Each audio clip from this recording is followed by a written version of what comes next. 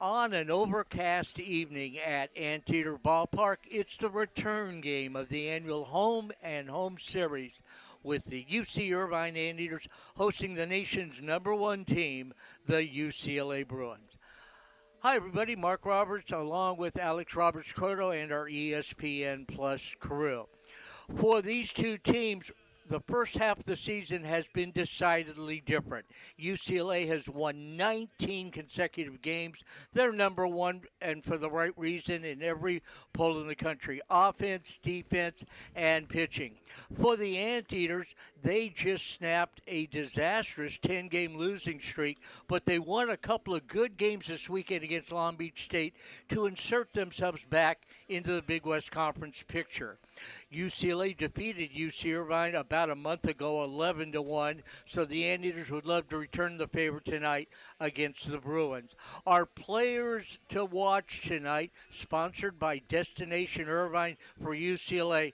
Hey, who else could it be? Rock Chalosky, probably the best player in the country and the leading candidate for the National Player of the Year award.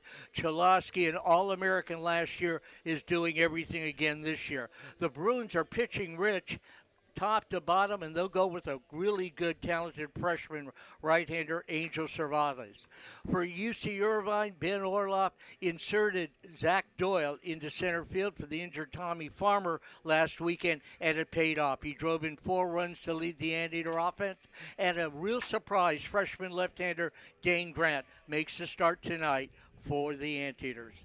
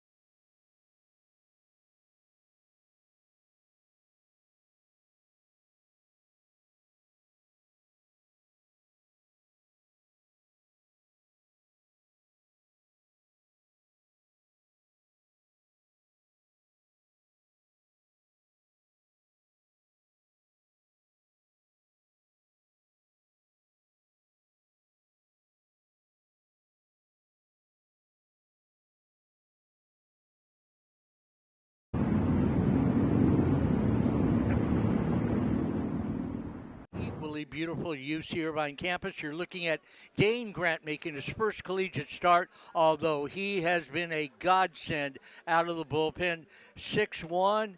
He is from San Juan Capistrano and from San Juan Hills High School. Let's take a look at the visitors' batting order. The UCLA Bruins, presented to you by Jersey Mike's. For UCLA, they will lead it off with left fielder Dean West. Hitting second at shortstop, Rock Chalowski, the leading candidate for the National Player of the Year. Batting third at first base, Mulivi Lavu. Hitting cleanup at third base for the Bruins, Roman Martin. Peyton Brennan hits fifth. He'll be in right field for UCLA. Hitting sixth in center field, their home run and RBI leader, transfer from Texas, Will Gasparino. Dominic Cadiz hits seventh. He'll be the DH with Phoenix Call, younger brother, of course, of Anteater great Chase Call, hitting eighth. Phoenix at second base, and batting ninth and doing the catching, Kaysen Consarandia. For UCLA, Angel Cervantes will be on the mound. He's 1-0. He's pitching in his ninth game, his seventh start.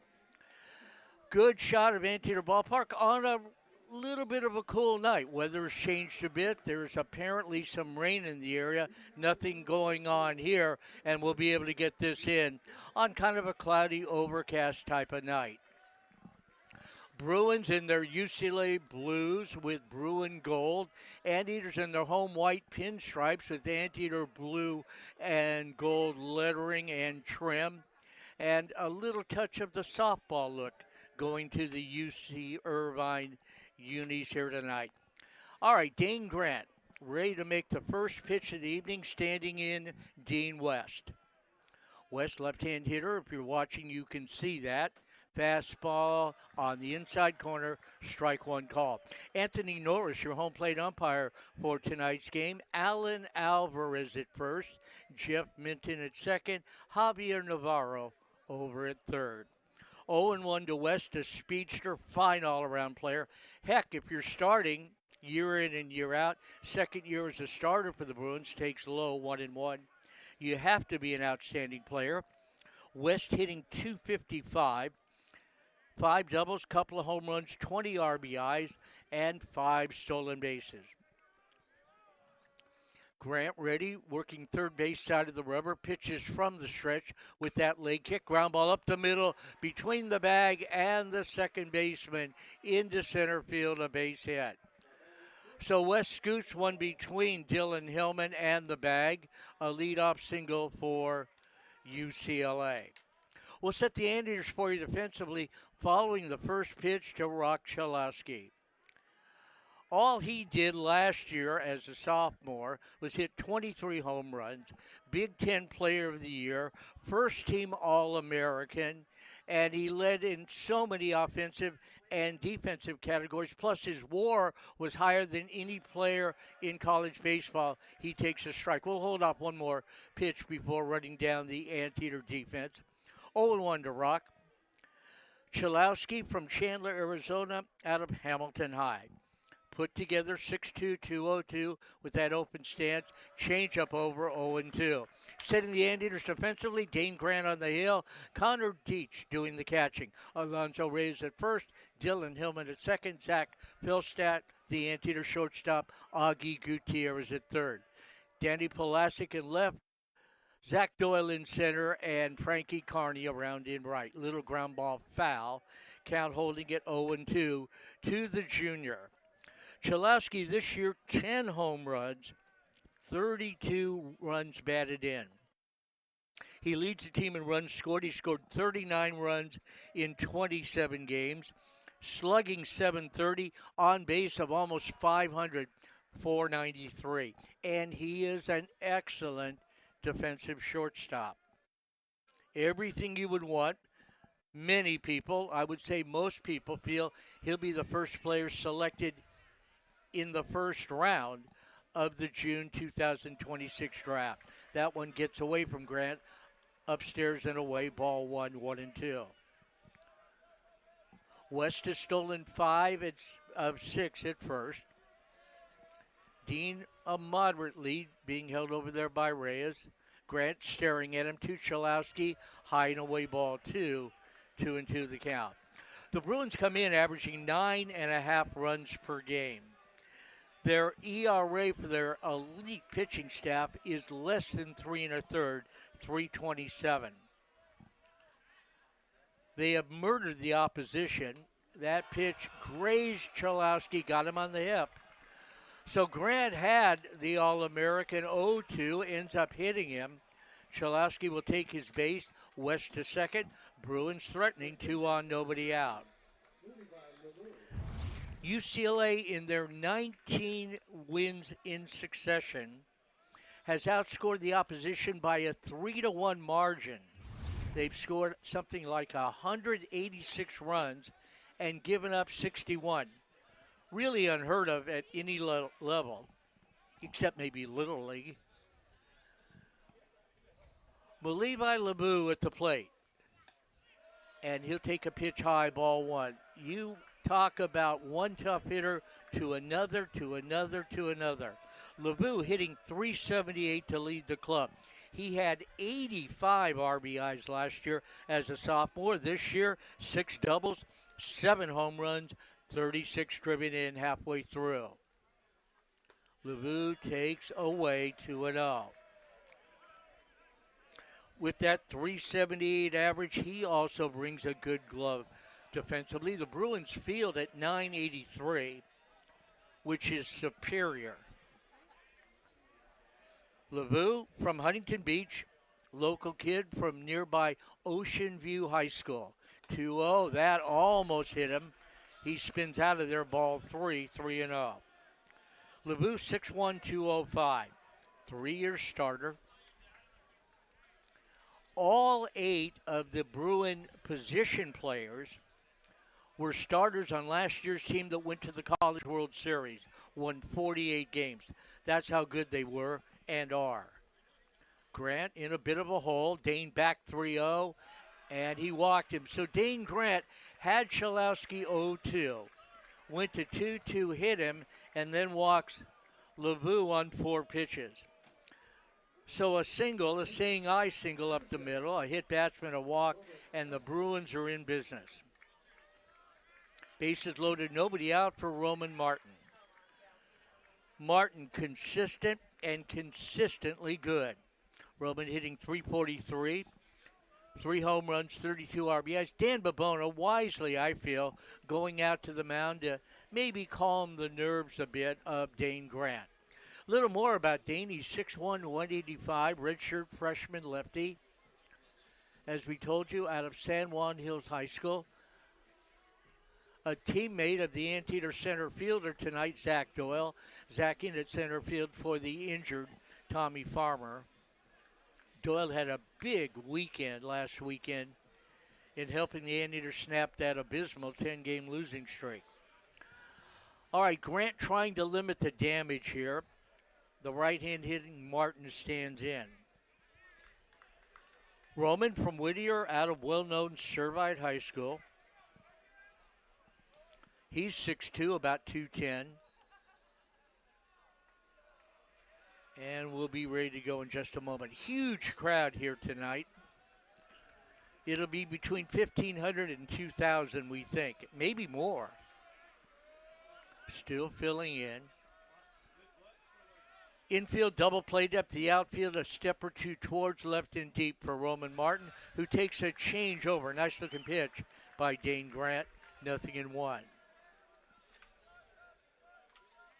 Bruins, I have to catch myself an instant whenever I say leading the Big Ten Conference.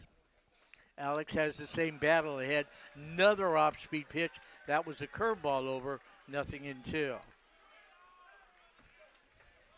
Grant ahead, looking for a pop-up double play ball or a strikeout here against a proven hitter. Dane ready. The 0-2 to Roman Martin. And that's inside. Another off-speed pitch, 1-2. Grant basically 2 pitches. The slider, which you saw there, and the fastball. Fastball usually around 89, 90. Slider is a weapon against both right and left-hand hitters. But you need pinpoint control and command against the Bruins. Next one hit him. That's a shame. Dane ahead to Chalowski, hits him. Ahead to Martin, hits him. And just like that, the Bruins lead at 1-0. They have a single, 2 hit batsmen, and a walk.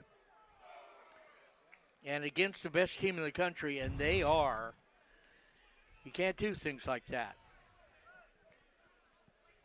Bases remain loaded, and you're far from out of the woods when you have to face a guy like Peyton Brennan. Brennan a little below par for his standard, hitting .214, but with all sorts of power.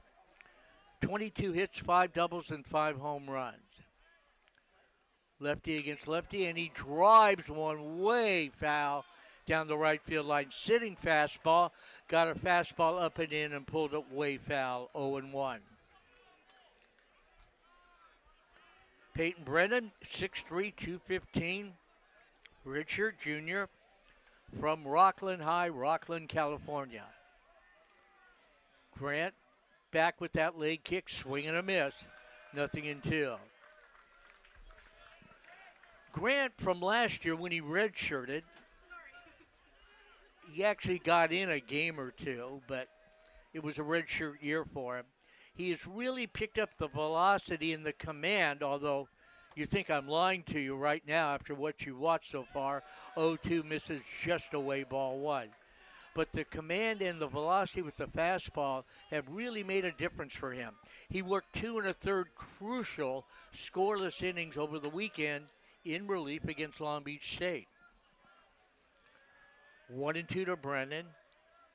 Lefty back. Breaking ball, the slider away, 2-2. Well, he's got a good teacher, one of the finest left-handers I've seen, Danny Babona. He's had guys coming through his program. You think of Nick Pinto, so Dane Grant is only going to improve with that coach on his side. He has a bright future ahead of him. 2-2 pitch. Outside ball 3. Dane would like to make that bright future a little more evident at the moment. Full count 3-2. Will Gasparino with a club-leading 12 home runs, a club-leading 39 RBIs on deck. 3-2. Grant to Brennan. Swung on line on a hop. Nice pick there by Alonzo Reyes. Saved a couple of runs. He'll go to first, recorded the out there. That's the only play he had, playing deep, guarding the line a bit.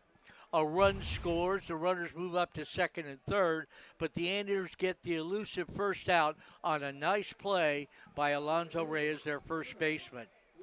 3 unassisted. The RBI to Brennan, his 23rd of the year. Make it 27th of the year. Chalowski, of course, scoring from third. LeVue to third. Martin to second. 2-0 Bruins. And here comes Dan Babona, and that's going to be all for Dane Grant. Well, and that's kind of what Coach Orloff said. Tim Grack right about the Gasparino spot, trying to limit the Bruins starts, which they've so far done, but yep. We'll see if Tim Grack can get back to his old ways and slow this inning down. So Tim Grack, the outstanding right-hander, Tim will take over with runners at second and third, 1 out, 2 in. We'll take a 90-second break while he gets loose. Top of the first, 2-0 UCLA.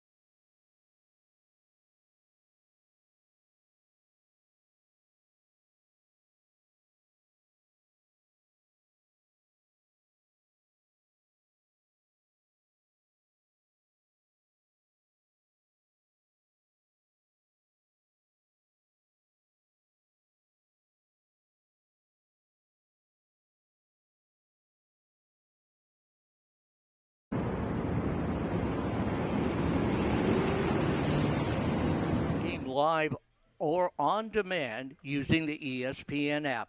Blackout and other restrictions do apply. For more information, go to espn.com/MLBTV. Tim Grock takes over for UC Irvine. Tim, redshirt sophomore, coming off Tommy John surgery. And Grock had a couple of great moments, where he was unhittable earlier in the year. You think back to the middle game of Northridge where he retired 8 straight and looked unhittable, and since then, an enigma. He just hasn't been able to get anybody out. So Tim trying to turn it around. It's in there for him. First pitch, swung on and missed, strike 1 to Will Gasparino. Showing off the 94 miles an hour right out of the gate for Tim. Got a great arm. He needs innings, and he needs to find his command. If that happens, Anteaters will have a gem. But right now, really struggling. 0-1 pitch. Grock with a good fastball there at 96, according to the gun. 0-2 to Gasparino. Grock with the most velocity of any Anteater on the staff.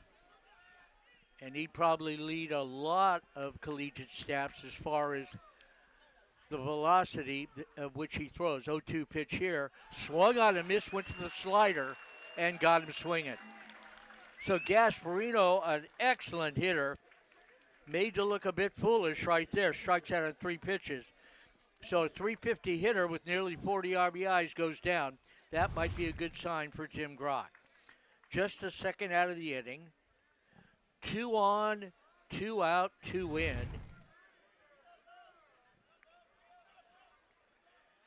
Dominic Cadiz. Cadiz is the DH tonight for John Savage in the 7-hole. Grock works, and it's a wild pitch to the backstop. Runner coming home, the flip to Grock, and Tim didn't see it. It went over his shoulder, and the Bruins scored the 3rd run of the inning on a wild pitch.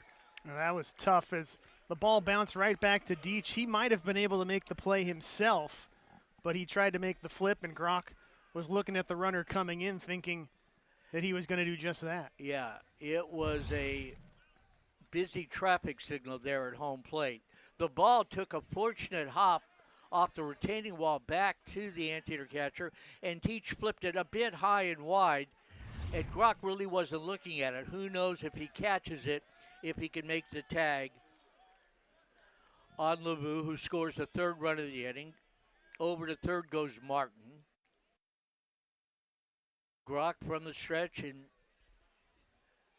he is having problems with the pitch comm. So Tim will have somebody come out, take a look, get him a new one, new battery. That somebody's our head coach, Ben Orloff. Well, that kind of sums it up for Tim recently. Grock, the likable sophomore, strikes out a prominent hitter and does it rather easily, at least it appeared that way on 3 pitches, only to throw a wild pitch and allow a run to score. So it's consistency that he's looking for. Breaking ball, that's over. 1 ball, 1 strike. The old saying, consistency, thou art a jewel. 1-1 to Cadiz. Dominic from Sherman Oaks out of Notre Dame High School, a freshman infielder by trade, takes a changeup over. That's Grock's 3rd pitch. Catching the outside corner, 1-2. Phoenix call on deck. 3 in, a runner at third, 2 out. Infield back, outfield playing straight up. Swing and a miss. So Grock, with some nice moments there, strikes out consecutive hitters. The one mistake, the wild pitch. UCLA scores 3 times, and they do it on 1 hit, a man left. After a half inning, Bruins 3, Anteaters coming up on ESPN+.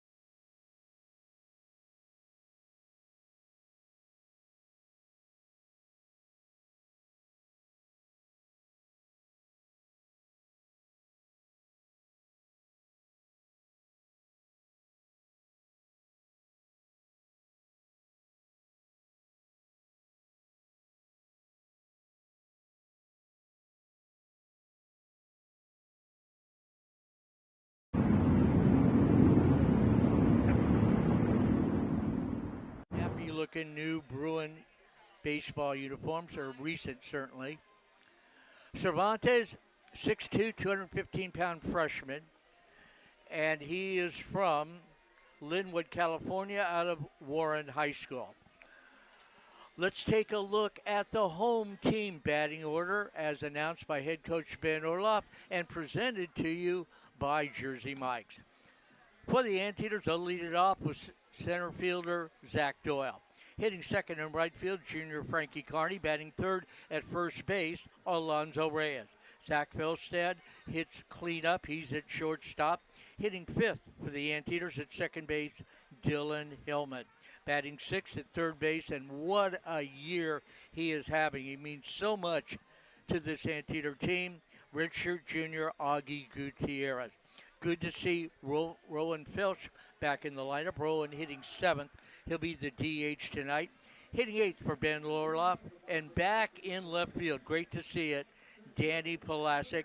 And batting 9th, doing the catching, Connor Deach. Cervantes working to Doyle. Zach slowly but surely integrating himself into the Antietam starting lineup. Zach, redshirt freshman from San Juan Hills High School, same high school as starting pitcher Dane Grant. He had 4 hits, drove in 4 runs in the weekend series win, taking 2 out of 3 at Long Beach State, and his hits were timely. Swings and misses, 0-1 here. Doyle comes in hitting 208, limited at bats, just 53, 11 hits. Takes a changeover from Cervantes, 0-2. He's got a good fastball, very good curve. Fastball gets up to 94, and the change every now and then a slider for Angel Cervantes. 0-2 to Zach Doyle. Swung on, bounced to second, right at Phoenix Call on the third hop. He'll flip to first, 1 away. Call throws out Doyle. More about Phoenix later when he comes to bat in the second inning. Here's Frankie Carney. We'll set the Bruins defensively after the first pitch to the Anteater right fielder. Carney leads the Anteaters in a bunch of career categories of current players. Runs and hits are among them. Games played. And Carney takes a strike, 0-1. Frankie recently has been himself again after a little slump there for a while. The average had dipped down to around 230. He's up to 260. 25 hits on the year, 5 doubles. Swings and bounces, one up the middle and through, splitting both Chalowski and Call into center field. The throw behind the runner, he breaks to second. The throw to LeVue to Chalowski, and they get Carney. Maybe you can tell me, Alex, what Frankie was thinking there. Well, he took an aggressive turn. I don't think he was trying to go to second, but his aggressive turns are more than most aggressive turns, and Gasparino was ready for it and called him on it, and he still nearly got to second, but this Bruin defense is just as good as everything else they have. Yep. So it's a single. The out goes 8-3-6. Gasparino, who has a great arm, obviously, a perfect throw, and LeVue, nothing to be ashamed of with that gun, to Chalowski, the shortstop. Just like that, 2 away. So the Anteaters, against a great team, can't afford the mistakes they have made here in the first inning. 1-0 pitch to Alonzo Reyes, and that's outside ball 2. So now let's set the Bruins on defense. Angel Cervantes on the hill. Kaysen Cansarinia doing the catching. Mulevi LeVue at first. Phoenix Call at second. Rock Chalowski, the Bruins shortstop, with Roman Martin at third. 2-0, and that's in there at the belt, 2-1. Dean Weston left. Will Gasparino in center. Peyton Brennan around in right. Reyes had that game-winning hit in extra innings at Long Beach as the Anteaters twice recovered, trailing 5-0. They caught him at 5. They trailed 9-5, caught him at 9, and won it on a 3-run triple by Alonzo Reyes. 2-2 to Alonzo. Low ball 3. He has been a very bright spot, very consistent all season long. Hitting .295. Team leader in RBIs with 20. Second in hits, 28. Full count here. Angel Cervantes with that leg kick. The 3-2 is low, ball 4. So the Anteaters, a 2-out walk. Here is Zach Philstad. I wonder if you would agree with me on this, Alex, but if there was an MVP halfway through the season for the Anteater program, it very well could be this guy, Philstead has had that kind of year, hitting .312 with numerous clutch and game-changing type of hits. Takes ball one. Zach, 2 home runs, 14 RBIs, and 10 doubles. Obviously the club leader there.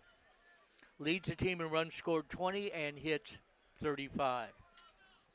Yeah, I'd say him and Trevor Hansen neck and neck if you had a pitcher and a field player. I would have to agree with that. Pitch inside ball two. Although Trevor a bit below standard last Friday against Long Beach. He'll start Thursday. And good luck to Davis. I got a feeling Trevor Hansen's going to really be focused. 2-0 to Zach. Runner at first, 2 out. Cervantes back, swing and a miss.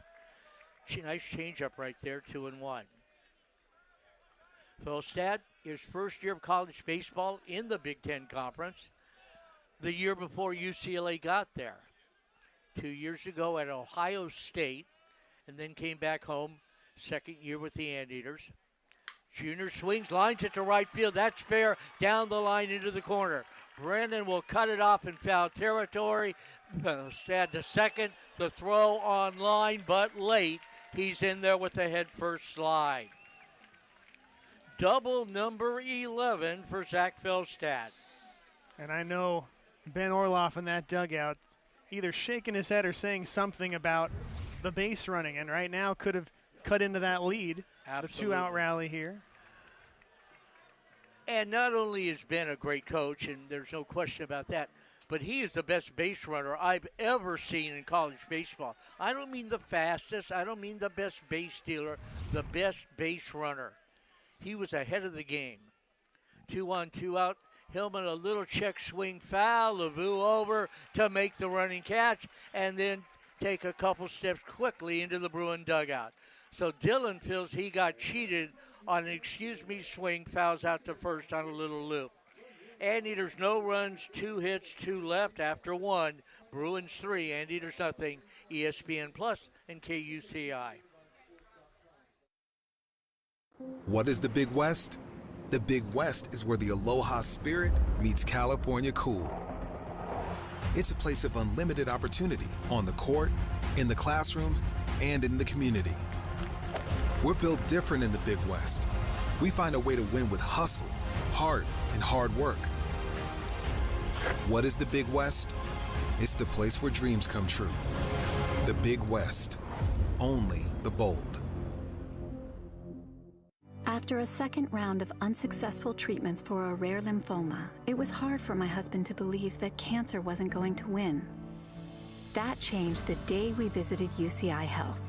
As the only adult bone marrow transplant program in Orange County, they had the expertise and groundbreaking research to give him the customized treatment that others couldn't.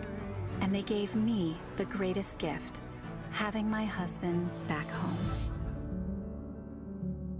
We are back. There is Tim Grock, hard-throwing Anteater right-hander. Looked good. Other than one pitch last inning, he was really on his game. Struck out consecutive Bruin hitters. And that's saying something for a team that hits .306 and scores 9.5 runs per game. Here comes Phoenix Call. Phoenix younger brother of Anteater great Chase Call. Chase, all-time home run leader at UC Irvine, and really one of the more charismatic, personable young baseball players I've ever met. So likable, and I don't know Phoenix as well, but I'm sure with that family, he's a delight and a heck of a baseball player. That is shown on the field. He takes ball one. He's a junior, second year as a starter, and a good shortstop as well as second baseman, but currently that shortstop position at UCLA is occupied. 1-0, outside ball two to Phoenix, 2-0. He's hitting .306. Got over some shoulder issues in the offseason and early season that kept him out of the lineup. Home run, 8 RBIs, starting his 14th game. He takes high from Tim Grock, ball 3-0.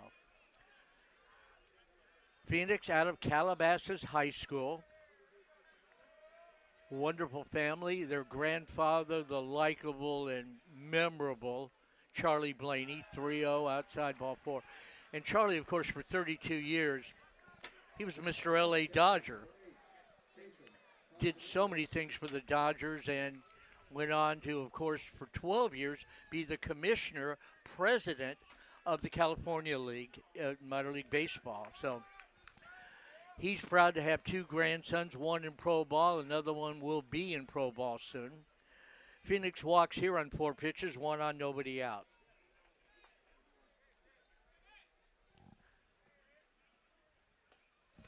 Pitch outside from Tim, ball 1 to Kaysen Cansarinia. Kaysen, right-handed catcher, hasn't played a great deal this year. Cansarinia takes a 1-0 pitch, and that one finds his own 1-1. Kaysen hitting 111, but only 9 at-bats. Playing in just his 4th game, he has started all 4. 1 for 9 with an RBI. Cansarinia deep in the box right side, and he'll check up, and that one on the corner. Good-looking fastball at 93 from Tim Grock, 1-2. Kaysen, 6'2", 200-pounder, sophomore from Chino Hills out of San Dimas High. Grock back, and that's low and in ball 2. Tim's a local product, went to nearby Fountain Valley High School. 2 balls, 2 strikes. Probably a little bit that he's thinking about. He had a choice between these 2 schools and went with UC Irvine. Next pitch lifted to right center. Carney with time on his horse makes the catch. He'll throw back to first, make it competitive, but it's late. The ball held up long enough for Frankie to get underneath it and allow the base runner to read it and get back to first. Cansarinia, a fly ball to right, first out of the inning. Yeah, Tim had a lot of choices. He's got an explosive arm. Again, it's command, and it's just playing the game, innings. Yeah, he was a starter the freshman season and got hurt right before the regionals, or he would have been one of the guys in Corvallis that year. He would have, and they could have really used him. Throw to first, the runner back. Phoenix Call has good speed. He has really got all the tools. Doesn't have the power that his older brother has. Has as much, if not more, speed, a great arm. He's still kind of only about 90% with the throwing arm due to the shoulder problems, but he'll be back to 100 before this season ends. Pitch on the inside corner, but will miss. Ball 1 to leadoff hitter Dean West. Phoenix, a great middle infielder. He and Chalowski, I believe, lead the country in double plays. Pitch to West on the inside corner. Nice looking pitch by Tim Grock. That was his slider. 1-1. West a single, hit it back up the middle, scored the first of 3 Bruin runs in the top of the first. 1-1, 1 on, 1 out. Grock with a change right there. Foul tips to the plate, 1-2. Tim Grock, very bright and really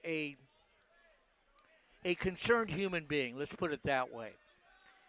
He's got the right ideas. He presents himself well, and he has causes and good causes.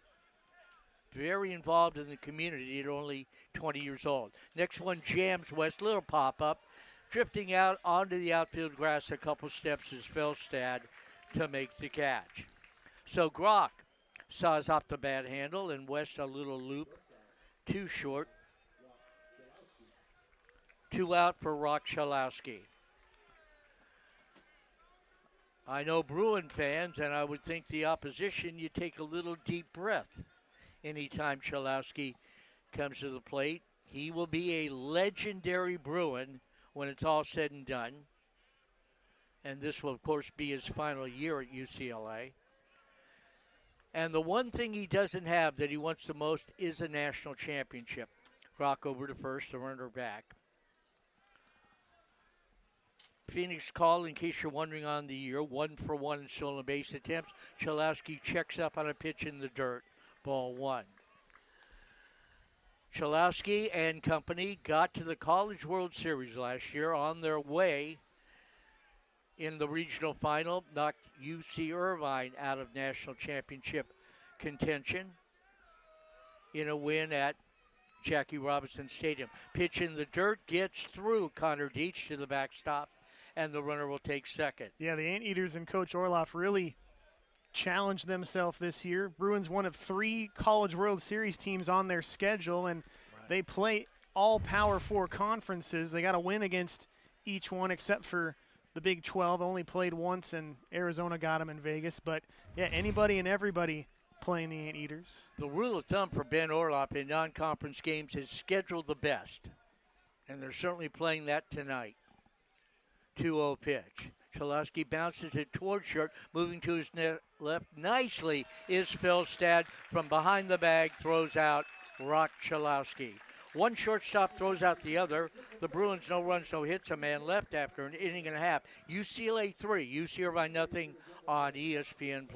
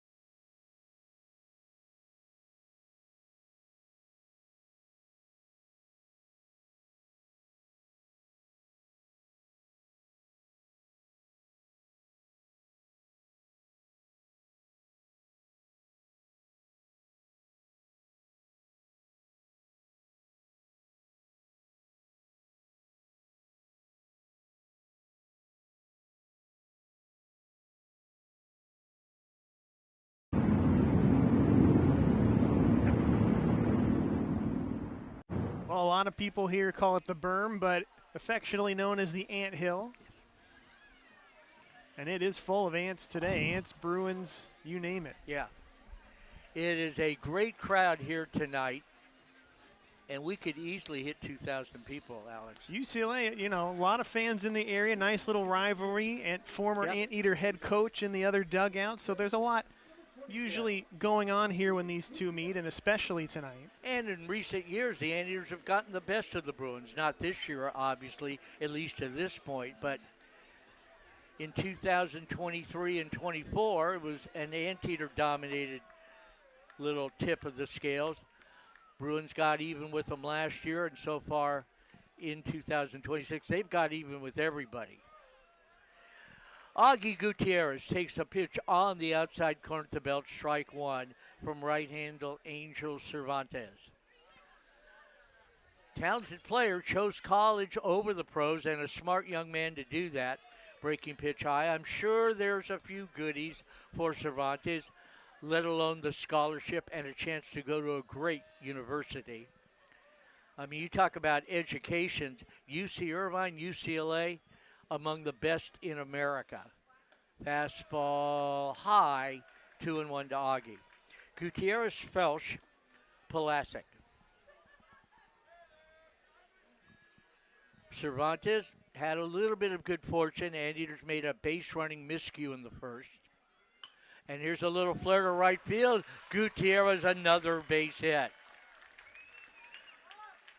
Augie, who had a huge weekend, and really, along with a couple of other hitters, catapulted what was a dead Anteater offense into a very effective one, a base hit here. Gutierrez scored 5 runs, reached base 9 times in 3 games. At Long Beach State, he continues his tour at bat, a flare to right and base hit.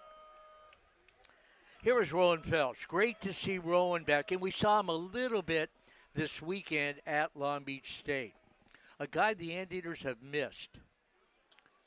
Felsch, the senior, swing and a miss, 0-1. Yeah, he got a triple as part of that weekend, which was even when he was healthy, just could not find a hit. So to see him get a big one like that was nice. Yeah, watched that myself from the living room couch. Not where I wanted to be, but sometimes life deals that to you. Phelps takes a good breaking ball over. Nice looking pitch right there. That was the curveball right there by Angel Cervantes. 0-2. Rowan, 6 hits on the year, a double, a triple, 6 RBIs. The 0-2 to the Anteater DH, upstairs, ball 1. Phelps had some nice games last year for the Anteaters, a team that won the outright regular season Big West Conference title, going 24-6. Phelps from Palo Alto, transfer from the College of San Mateo. 1-2 to Rowan. And the pitch is bounced foul up the first base line. Bruins have some bodies down in the bullpen. Cervantes probably scheduled to go 2 innings. I don't think much more, maybe a third. Yeah, plenty of arms tonight. Couple of big weekend series, one of them approaching quicker than the others. Yes, you're right. We'll talk about that. Swing and a foul tip in and out of the glove of the Bruin catchers. The count holds at 1-2. Anteaters Thursday night, Friday night, Saturday afternoon with UC Davis in a series, a must-win series for the Anteaters. And UCLA has a huge series of their own in Westwood.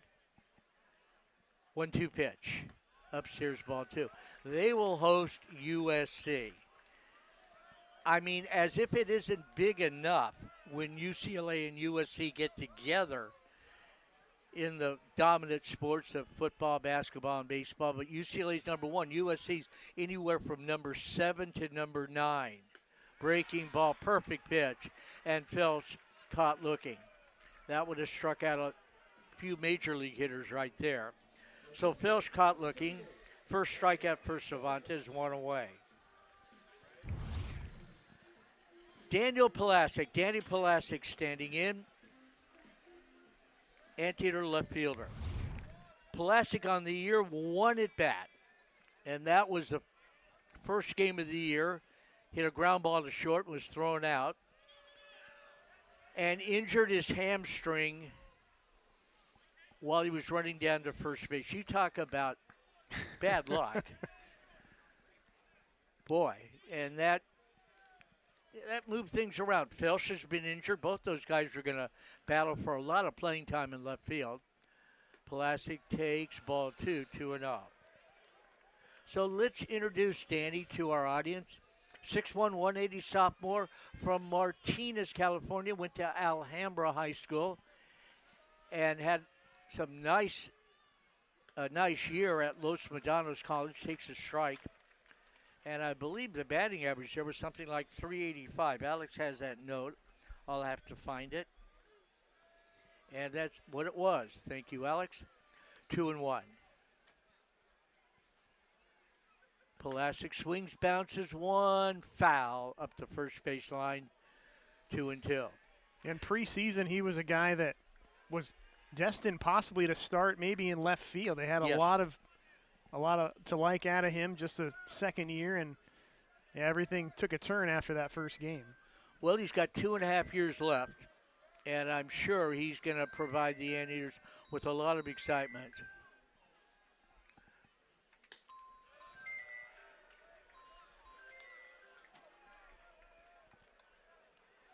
Full count here, 3-2. Right-hander set. And the payoff pitch is lifted down the third baseline. Long run for Roman Martin. He'll run out of room, and we'll do it again, 3-2. Connor Deach on deck. Anteater Ballpark, gorgeous and symmetrical. 335 down the left and right field lines. 380 to left and right center field. And it's a shot, 408 to straightaway center. Cicerone Field played on natural Bermuda grass, a 12-foot high wall surrounding the park. Palasic hits one to center. It's playable, drifting over Gasparino, and he'll make the play. So Palasic flies out to left center, second out of the inning, and here's Connor Deach. Gorgeous scoreboard out in left center field here. You have beautiful Newkirk Pavilion on the third base side with the coach's office. players' locker rooms, study room, and a hospitality room, part of beautiful Newkirk Pavilion. And some pretty darn good food, Alex. Throw to first, the runner back. Here's Connor Deach. We had a nice moment before the game throwing out the first pitch. Yeah, Brady Leimbach, the son of Brandon, our development coordinator, back from his tour with the Navy, got to throw out a first pitch. To his dad. Yeah. And his dad caught it. Yeah. Brandon's a big guy, and I'm sure he was quite an athlete. And boy, he is the Associate Director of Athletics for Development. They got the right guy in that spot. Next pitch to Connor Deach is at his feet, ball one. Brandon, personable, smart, and he knows how to entertain a room and move people. Our friend Carrie Bosnansky on that staff, she spent plenty of years in the minor league circuit out in Colorado with the Storm and in Elsinore, and so she knows baseball a little bit. Well, if there's any justice, she'd be up here calling the games, not me. Little ground ball foul, third base side, 1-2. Carrie, very astute. Her husband, I believe, played at Notre Dame and was a place kicker there for the Fighting Irish. Yeah, they're big fans. I know she was a college athlete, a golfer at the University of Hartford. And, yeah, they're very much in tune with athletics, not only on their job, but every kids other are good minute. athletes, yeah. Right. Oh, yeah, Brady on the staff, a coach with the basketball team. He spent some years learning up in Gonzaga when he went to school. Yeah, I've heard of Gonzaga basketball a little bit. 1-2 to Connor. Deach checks up, good hold, held up, it's high, 2-2 the count. Connor Deach, good size, he's 6'3", and 200 pounds. And Connor is part of a triplet, I found out. Boy, you talk about unique. Swing and a miss here, strike three. More about Connor and his family next time up. Deach strikes out, second strikeout for Cervantes. Anteaters get a hit, leave a man through two. It continues 3-0 UCLA.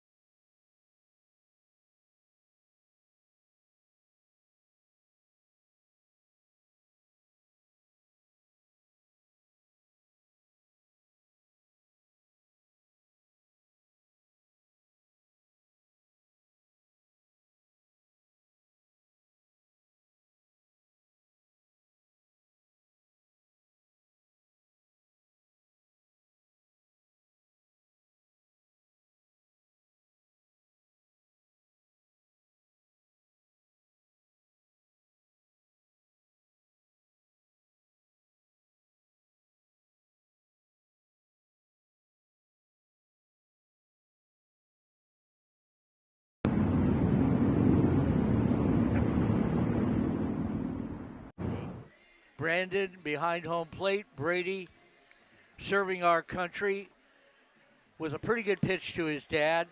Very proud father. Throwing out the first pitch tonight in the most highly attended game of the year. And we wish him nothing but the best, especially with the craziness going on in the world right now. We know Brandon's in good shape. We're in good shape because of him. All right, let's go back to baseball. 3-0.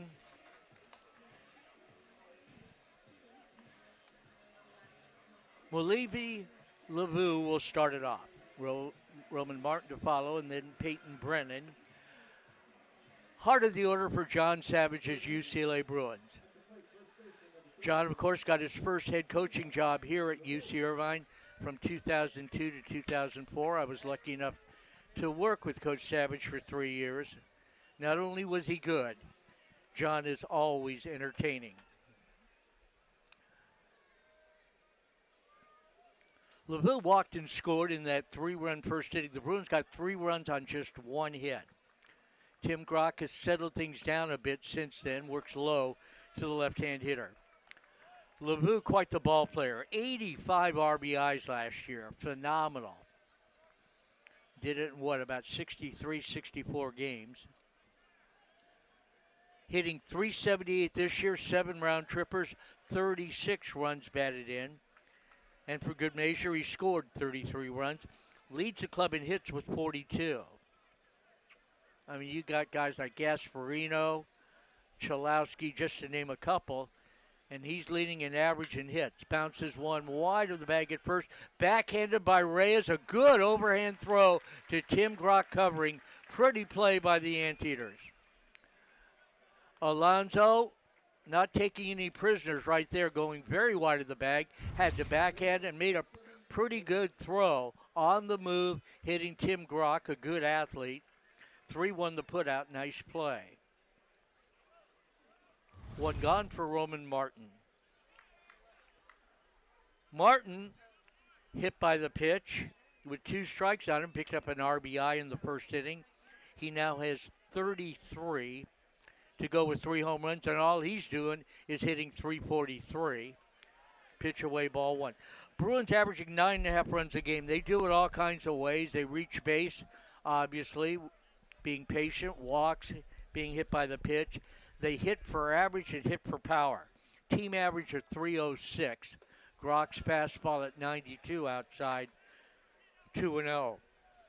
They have 46 home runs. How well do they pitch? Well, they're always elite or close to it. A trademark of a John Savage team. 2-0 pitch. In the dirt ball, 3-0. They field at .983. The Anteaters field it well enough, .979 on their own. But they certainly don't have the offense UCLA does. And tell me another team in the country that might. Maybe an SEC school or two. 3-0 to Roman Martin, and Grock walks him on 4 pitches. So Tim, his second walk, he's throwing very well, though. Reverting back to what we saw in a couple of performances earlier in the year where he looked like a future ace. Then, out of nowhere, he could get literally nobody out for a couple of relief appearances. So tonight, very encouraging. Second walk for Tim. He struck out 2. He hasn't allowed a hit. And that pitch will miss inside, ball 1 to Brennan.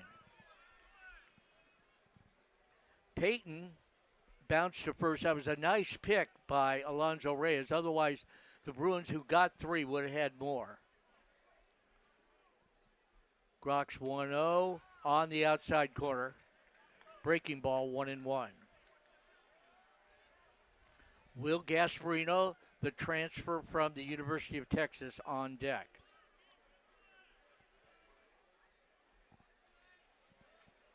Tim back and works high ball 2-1.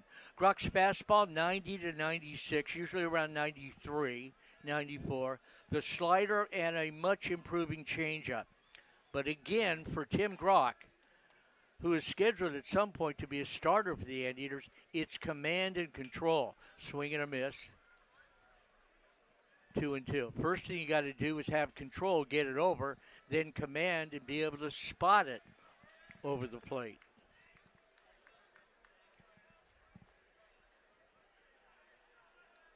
Peyton Brennan, left-hand hitting right fielder. They're playing him to pull a bit. Phil Stad at short. Close to the second base bag. That went high ball 3-2.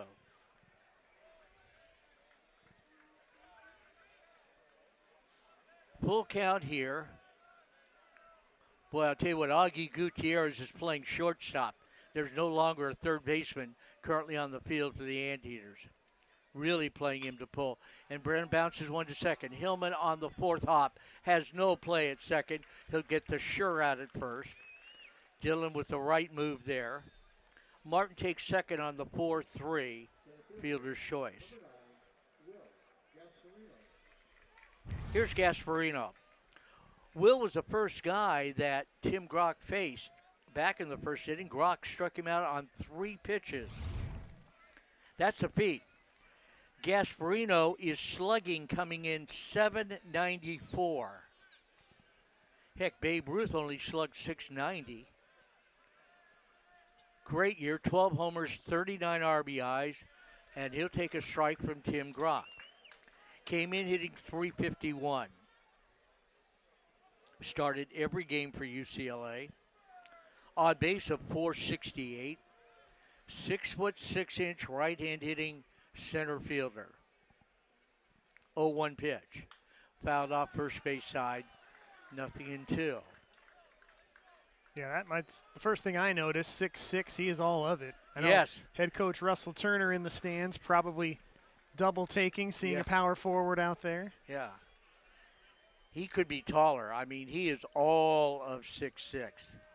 I've seen guys listed 6'6" that aren't that tall. He's 6'6" in a crouch. Swings and hits a ground ball slowly to the hole and smothered beautifully to save a run, Dylan Hillman. A little pool cue shot through a wide open right side of the infield. And Hillman, number one, took a perfect angle, Alex, to get to the baseball, dove, and just smothered it to keep it going into the outfield and scoring the runner, Martin, from second. So great play by Dylan Hillman, infield single for Gasparino. Dylan takes an RBI away from the Bruins center fielder. They're at the corners with 2 out for Dominic Cadiz. Cadiz struck out to conclude a 3-run UCLA first. Freshman hitting .288, and he'll check up, take a pitch in the dirt, ball 1.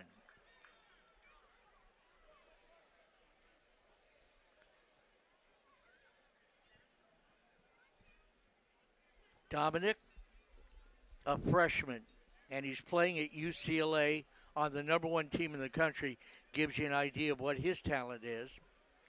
From Sherman Oaks, out of well-known Notre Dame High School. 1-0 pitch, just off the outside corner, ball 2, 2-0. Cadiz hitting .288, 15 hits, and he's got pop, 2 home runs, driven in 12, making his 17th start of the season in game number 28. Fastball outside, 3-1. Anteaters have a right-hander throwing behind Tim Grock. Grock is gone just about 3 innings. He went 2 2/3 when he retired 8 in a row against Northridge a month ago. 3-1 here, outside, ball 4. Might be tiring a bit here. He's walked 2 in the inning, and just like that, the Bruins have the bases loaded.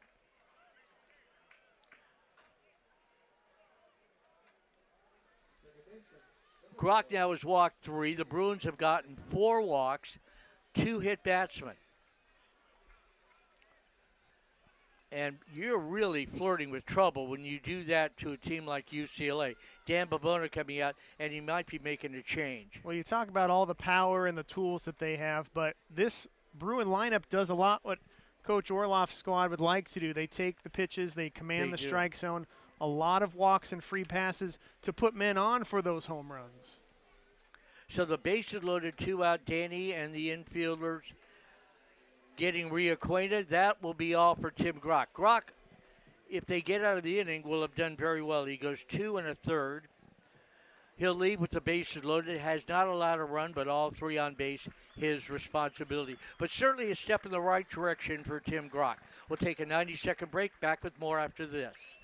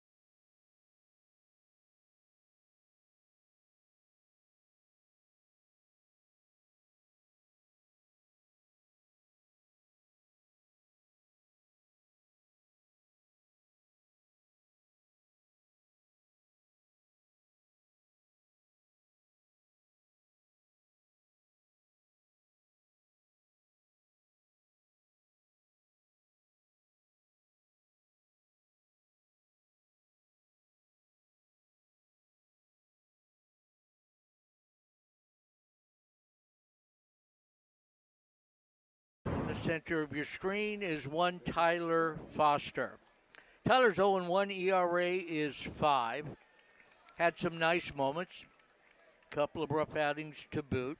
His 9th appearance, he started 1. He's worked 18 innings, allowed 20 hits, walked just 3. That is a godsend. And struck out a dozen. He has been touched for the home run ball. He's allowed 4. But he's just learning, and all signs point upwards for Tyler Foster, who works a strike right here. Sophomore from Carlsbad out of Carlsbad High. 0-1 to Phoenix call. Phoenix swings and misses on a fastball. Call late on that, 0-2.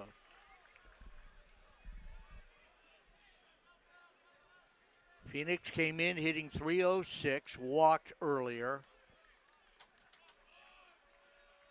Open stance right side.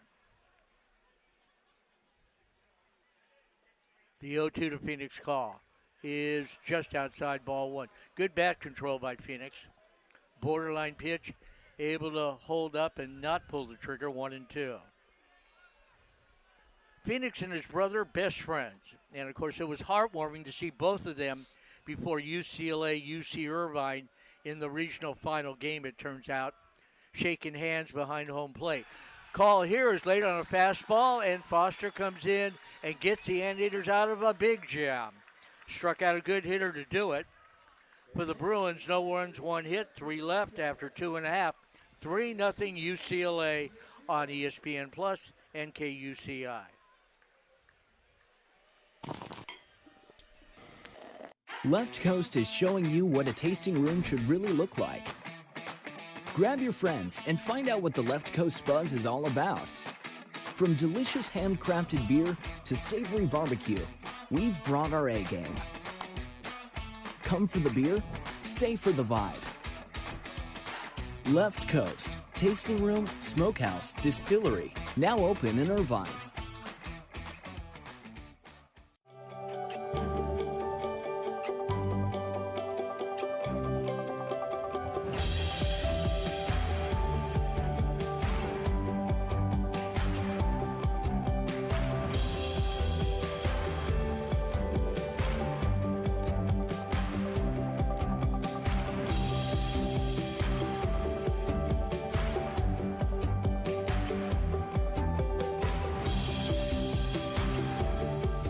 Go to their second pitcher of the night.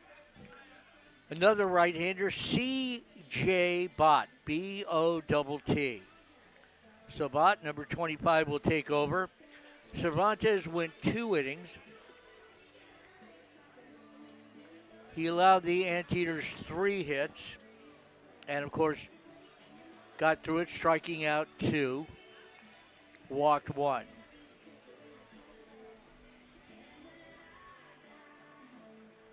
So Cervantes' night is done, and here is C.J. Bott.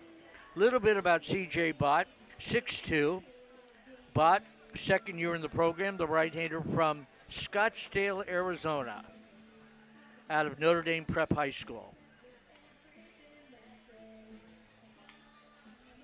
C.J. Bott, no record on the year. ERA right about what the Bruin team ERA is.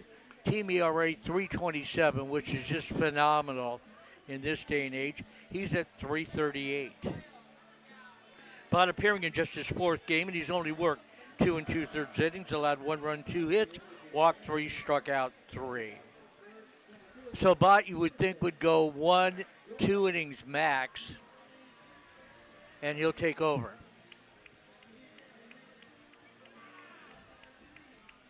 Zach Doyle to begin the Anteater third. Doyle, Carney, and Reyes, top of the order for Ben Orloff's Anteaters. Ben, in his 8th year, the reigning Big West Conference Coach of the Year. Rock Chalowski, Bruin All-American shortstop as Doyle takes the strike, won the award last year in 2025 that Ben Orloff won in 2009 as the best shortstop in the country, National Shortstop of the Year. It's called the Brooks Wallace Award. Fastball inside, 1-1 the count. Ben twice Conference Coach of the Year. two-time All-American, with a great staff. We'll identify them in a moment. And time is called for an instant. Associate head coach J.T. Bloodworth in the third base coaching box, also in his 8th year as an Antietam. Ryan Johnston, 4th year, Antietam assistant coach in the first base coaching area. 1-1 pitch, and Zach takes high ball 2-1. Dan Babone in his 14th year, one of the top pitching coaches around in the Antietam dugout. There with Eric Fohl. Eric in his 3rd season as director of baseball operations. 2-1, and Doyle went. It's over anyway, 2-2. C.J. Yogi, director of player development down there, along with trainer Justin Hostert. 2-2, changeup cued down to third. Going near the bag is Martin with a good arm to get Doyle. Zach can move pretty good, and he hit it inside out. Didn't hit it that hard. And Martin, a good 10 feet behind the bag and down the line close to it, able to just in one motion make an easy toss across the diamond to get Zach Doyle. 1 gone. Here's Frankie Carney. Carney, a base hit. Hit a line drive that split the second baseman Call and the shortstop Chalowski into center field back in the first inning. And then took a big turn. Frankie, an aggressive player. Sometimes it pays off. This time it did not. He'll take a strike 1-1. Center fielder Gasparino threw behind him to the first baseman LeVue, who threw to Chalowski, and they nailed Carney going to second. 1-1 pitch. Lifted foul third base side. Bruin infield, Roman Martin at third, Rock Chalowski at short, Phoenix Call at second, Malivi LeVue at first.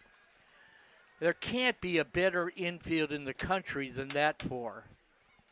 They played together for, in some cases, 3 years, most of them 2 years. The ball hit inside out, fair, down the left field line. Carney turning first, going to second. The throw to second, the slide, he is in there. Carney thinking double all the way, and rightfully so right there. Pretty good pitch by Bott, jammed him, and he just went with it and pushed it down the left field line. Carney is 2 for 2. Anteaters get their 4th hit.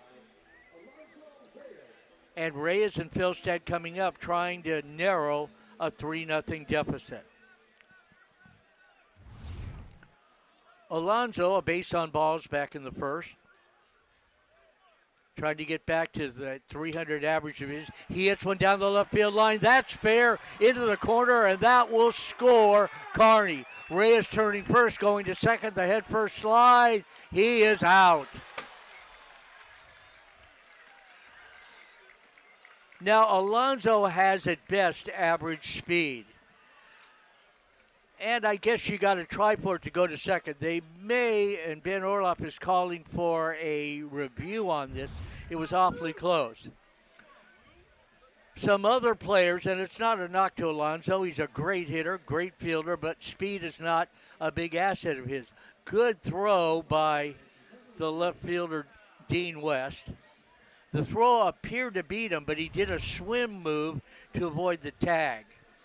And we'll give the umpire a little bit of, I don't say credit, but the tag and everything was kind of obstructed on his side. So, he made the best call he thought, and we have the opportunity to have the replay review.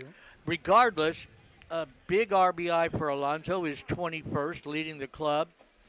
It is for right now a single and thrown out going to second. We will see how the officials rule this. So the Anteaters going the other way on consecutive at-bats. They'll either have a run in, nobody on 2 out, or a run in, a man at second, 1 out. That's a big difference, of course, especially against UCLA, where you've got to take anything you can get. There is the Bruin infield huddle up. There's the throw. Head first slide. It's a little bit off the bag. reaching down, and he might have gotten in. Yeah, it didn't look like he was going to tag the hand coming into the base. Yeah. So that's an advantage, Reyes, and this is a little better angle from center field. Well, Phoenix Call had to wander off second base. The throw was a little bit to the right field side of second, so he had to backhand it, catch it, and get to the runner. That's true. It was which allowed time for Alonso to use the right move. Otherwise, Phoenix has him. And we'll see. I mean, it's not clear cut, and the call on the field wasn't out, so they have to see for sure he was safe. It feels like it's a safe call, but nothing is guaranteed, especially in baseball. And our opinions certainly don't count. So, a few guys that have played baseball against each other for years, huddling up there, 4 Bruins and an Anteater. The weather is held. We love that. We're worried about when it gets to about 9:30, 10 o'clock. That's when I was told it was going to hit. It's 7:15. We're in the 4th inning, so third inning, I should say. We'll take it. Philstad due up. Great crowd here. Good job by our crew. Really exposing the fun of college baseball and the excitement when you have more bodies there. Yeah, they have filled up that berm all the way down the line. There's lined up down by the bullpen. They can chat with their favorite Bruin bullpen arms if they want. And yeah, the chairback seats, we heard they were all sold out tonight. So yeah, if you're trying to get in the ballpark, you're going to have to get an anthill seat. Yeah, get an anthill or improvise and be an elusive runner around the ballpark. Well, they're still waiting on the call right here. It is 3-1 UCLA. We play in the bottom of the 3rd.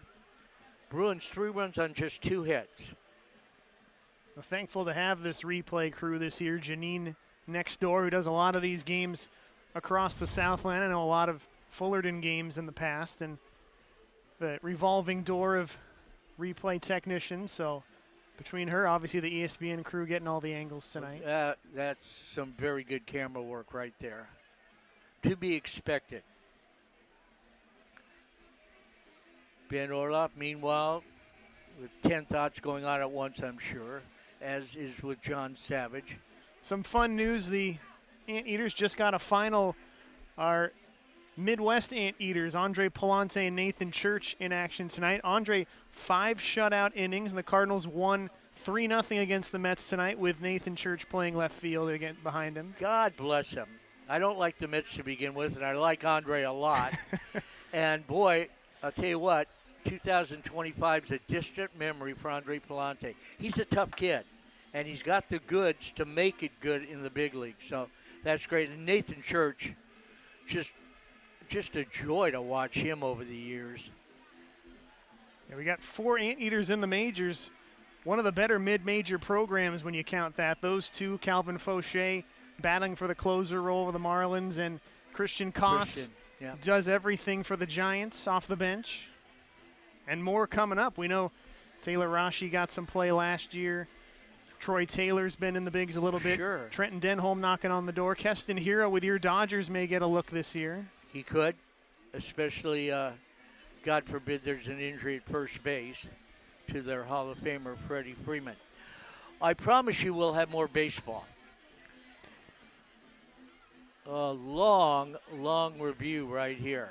And they don't have New York. They only have some great camera people here. It was interesting being at San Diego State last week. They actually go to their conference office in Colorado, and there is no the umpires on the field have nothing to do with it. They make the call out there, send it to them. Meanwhile, here it's the crew that's here assembled. They get to look at it and make the call on their own. But yeah, it's everywhere. New devices and equipment this year. We'll have the hosting the championship for the postseason, so got to have that ready for the Big West. Couple of Bruins you saw a moment ago warming up in the bullpen. Well, here they come. I thought they'd gone home. He's out. So it goes 7-4 on the putout. An RBI for Reyes. And the Anteaters have been thrown out twice in less than 3 innings on the base paths. The Reyes play right there, you can't argue with that a bit. He just doesn't quite have the wheels on that kind of play with a couple of good ball players. Dean West in left and Phoenix called it second to tag him out. But an out base running style it is. 2 out, nobody on. 3-1 UCLA. Strike 1 to Felstad. Zach doubled back in the first. And that a base running mistake that inning cost the Anteaters a run. Felstad takes high, 1-1. So Bott has given up consecutive doubles. He gets one of them erased. CJ back with the 1-1. And that's inside to Felstad, 2-1. Zach went to Santa Margarita Catholic High School. Felstad, 6 foot, 190-pound junior from Costa de Casa. High ball 3-1. That was a 72 mile per hour changeup. 3-1 the count. Dylan Hillman hoping for a swing on deck. 3-1 over. That was an excellent pitch right at the kneecaps on the black end. Full count, 3-2.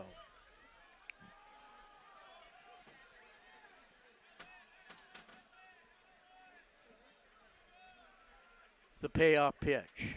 Felstad swings, lifts it to left. Charging is the left fielder, diving West, and he made the catch. Nice play by Dean West. I'll tell you what, he didn't need much more than Dean West that inning. He throws the guy out at second, takes a legit base hit away from Zach Felstad. Anteaters get a run, 2 hits. Alex with you in 60 after 3. UCLA 3, UC Irvine 1.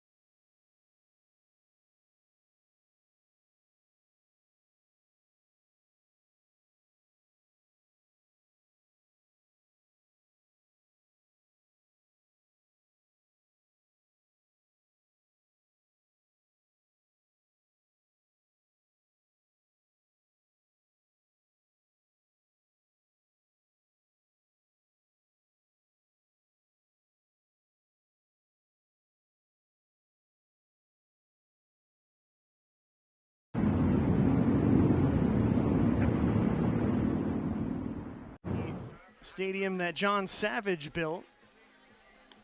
Head coach when the program came back in 2002. Probably had some ideas how to build this ballpark. Pitching friendly, as he would like. And now Ben Orloff and his Anteaters making a home here. There's Tyler Foster. Came in a big spot. Bases loaded, 2 out. Back in the 4th. Got the strikeout to keep that a 3-0 ball game. He's now 3-1 as he's back out there to take on the bottom of the order, Consarinia, West, and Chalowski. As we start the 4th inning. 3-1 Bruins lead, 3 in the first. Anteaters got a run in the 3rd. And Consarinia, catcher Adachino Hills.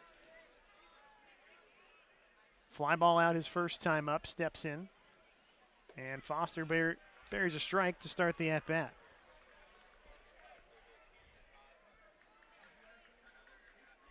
He's played 4 games this year, all starts. Anteaters probably happy to see Cashel Duggar out of the lineup. Hit a grand slam in the game back at Jackie Robinson Stadium. Strike 2 on the outside corner to Consarinia. Anteaters leading on the hit column tonight, 5-2. Bruins an infield single last inning, got one hit in the first. That was a 3-run inning. As he hits one by Foster up the middle, and Hillman cannot come up with it. It would have been a tough play. He was on the edge of the outfield grass behind second base, and Felstad came across. He may have gotten a piece of that. So infield single. 2 of their 3 singles tonight have been the infield variety. As it kind of came together. Ball goes into the outfield. Hillman retrieves it. So the 9 hitters on for the Bruins. Just the second time tonight. The third time in 4 innings they've had the leadoff man on. And here's Dean West. He was one of those leadoff hits. Singled in the first, came around to score, takes a strike from Foster. Single and a run, a pop out. Foster, in just his second collegiate game, faced the Bruins last year here in this park and went 2 2/3 of shutout baseball. As end of the bat fouls one towards the Anteater on deck circle, 0-2. Foster, a very highly touted third baseman at a high school. One of the top recruits in California out of Carlsbad. And Dan Babona said, I like the arm, I like everything else about you, let's make you a pitcher. So far, doing the job. Ball in the dirt smothered by Deach, 1-2. He got his first career start last week at San Diego State near his hometown. And did fairly well, but as Mark alluded to earlier, a couple of 2-run home runs in 2 innings, which really soured the outing. Anteaters would end up losing. As West pops one up towards the third baseline. Gutierrez running in foul territory, and he'll get there as a fellow third baseman Foster was ready to make the play but called off. And the first out of the inning recorded on the infield. One away, Concerenia back to first. And now it's Foster's turn to face Rock Chalowski. Hit by a pitch, just grazed him the first time up against Dane Grant. He ended up scoring. And then Tim Grock got him to chop one up the middle for the final out of the second. Open stance from the right side and takes strike on the outside corner from Foster. This is one of the many guys, prospects, the journalists, the fans are here to see. Potentially the #1 pick in the draft.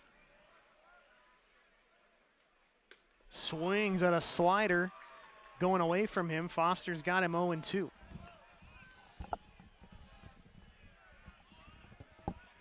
Battled back from 0-2 in that first at-bat. Had a home run of his own in the game at UCLA earlier this month. 0-2 fastball just off the outside corner.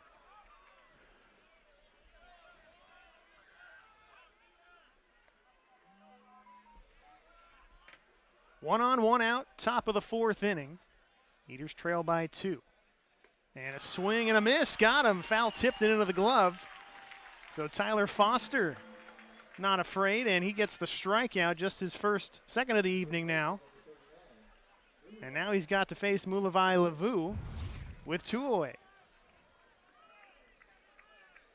So Foster says, I'll see you down the road in the big leagues, Chalowski. Eaters have struck out 4 on the evening. Lavu not one of them. He walked in the first, takes a pitch outside.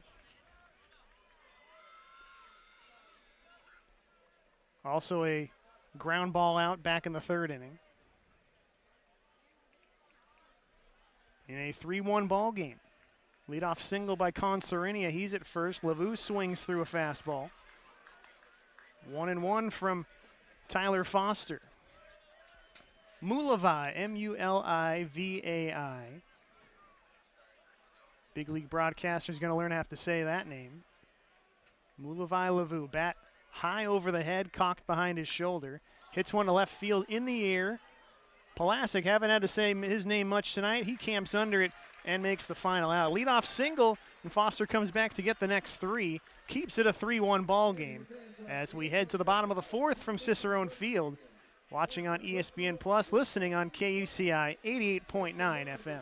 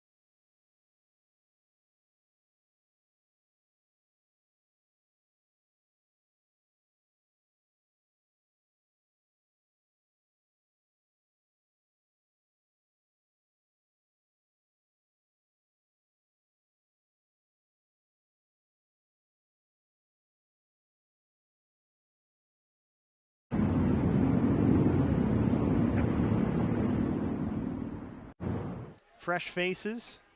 Found the camera. Out there on the anthill.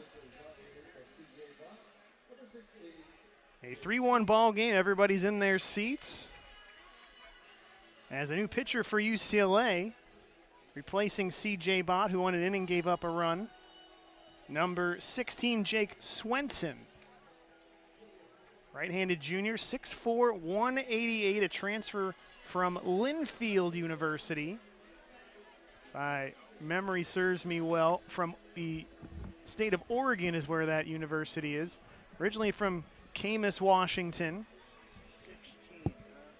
And he has found the mound for John Savage's crew. Swenson on the year, 10 appearances. This is his 11th all out of the pen. No record, a 4.05 ERA, 5 walks, 5 strikeouts in just 6 2/3 innings. Batters hitting 182 against him. So 2 innings for Cervantes, 1 inning for Bott. And now Swenson, who will take on 5, 6, 7 hitters for the Anteaters. UCI winners of 2 in a row. The Bruins winners of 19 in a row. In the 103rd all-time matchup between the schools. Anteaters have 40 wins in that rivalry. There's a tie. And the first ever home game in UCI history was against the Bruins, and the Anteaters, we love to say that the Anteaters were the winners that night, 7-0. Looking to get back in the win column tonight. Down 2, and Dylan Hillman steps up. Really wanted his first at-bat back. Had 2 in scoring position and a check swing pop-up that was caught foul. Truncated that at-bat, and he takes a pitch low and away from Swenson to start the at-bat. Second baseman tonight. Had a pretty solid week. Couple of hits.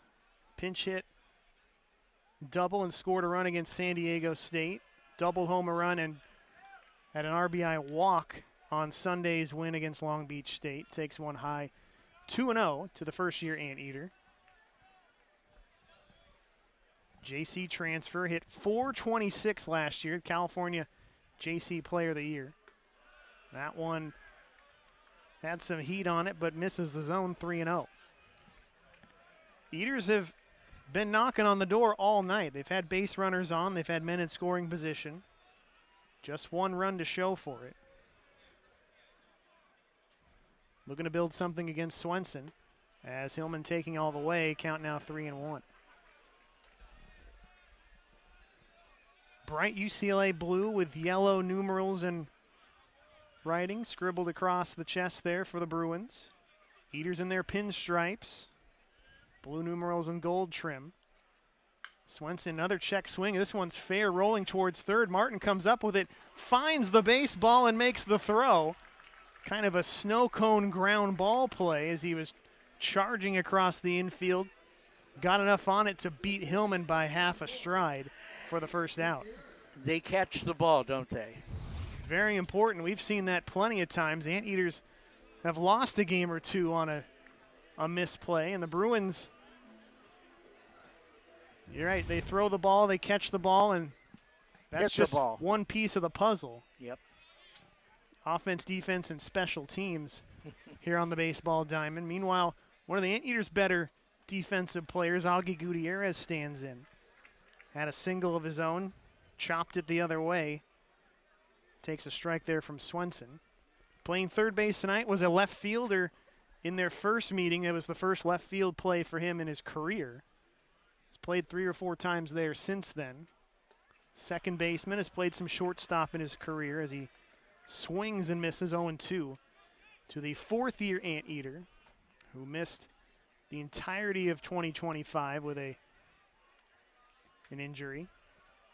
He's back, and he's batting 6th, has been the cleanup hitter for the Anteaters at times.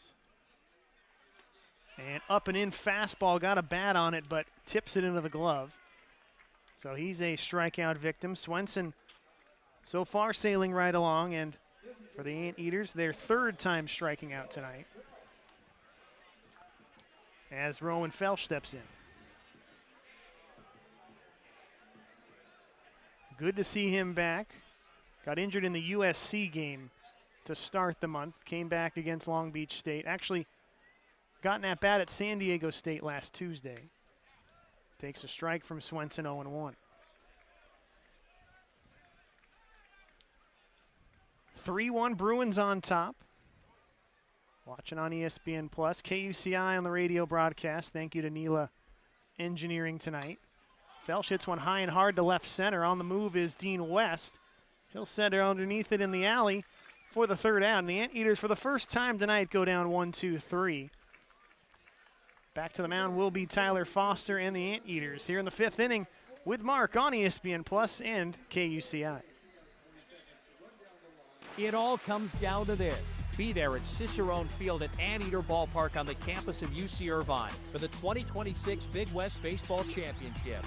Catch every pulse-pounding inning May 20th through the 24th when the Big West best battle for a conference crowd and an automatic berth in the NCAA Championship.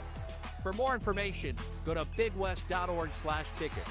The 2026 Big West Baseball Championship.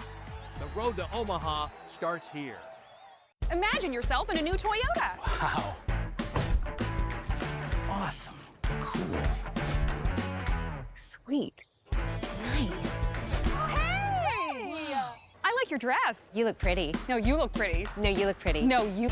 Now get an all-electric BZ with 0 APR plus 3,500 finance cash. Yes, 0 APR plus 3,500 finance cash.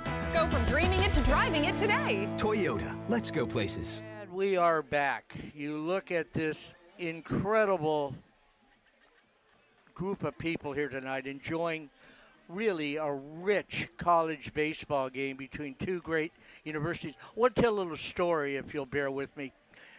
There's a gentleman out there tonight who has, as much as anybody, as much to do with the fact that we're here tonight. These two schools are playing. We're playing baseball in this environment. And that man helped design this ballpark, but more than that, he thought of a way to bring back UC Irvine baseball. And once he did that, after accomplishing many things here at UC Irvine, he went on to be a legendary athletic director at UCLA, Dan Guerrero. So, Dan, we remember what you did. You and Ralph had the courage, the fortitude, and the ability to get this ballpark built, hire John Savage, and you kept me on. I'm thankful about that. But we're thinking of you, Dan.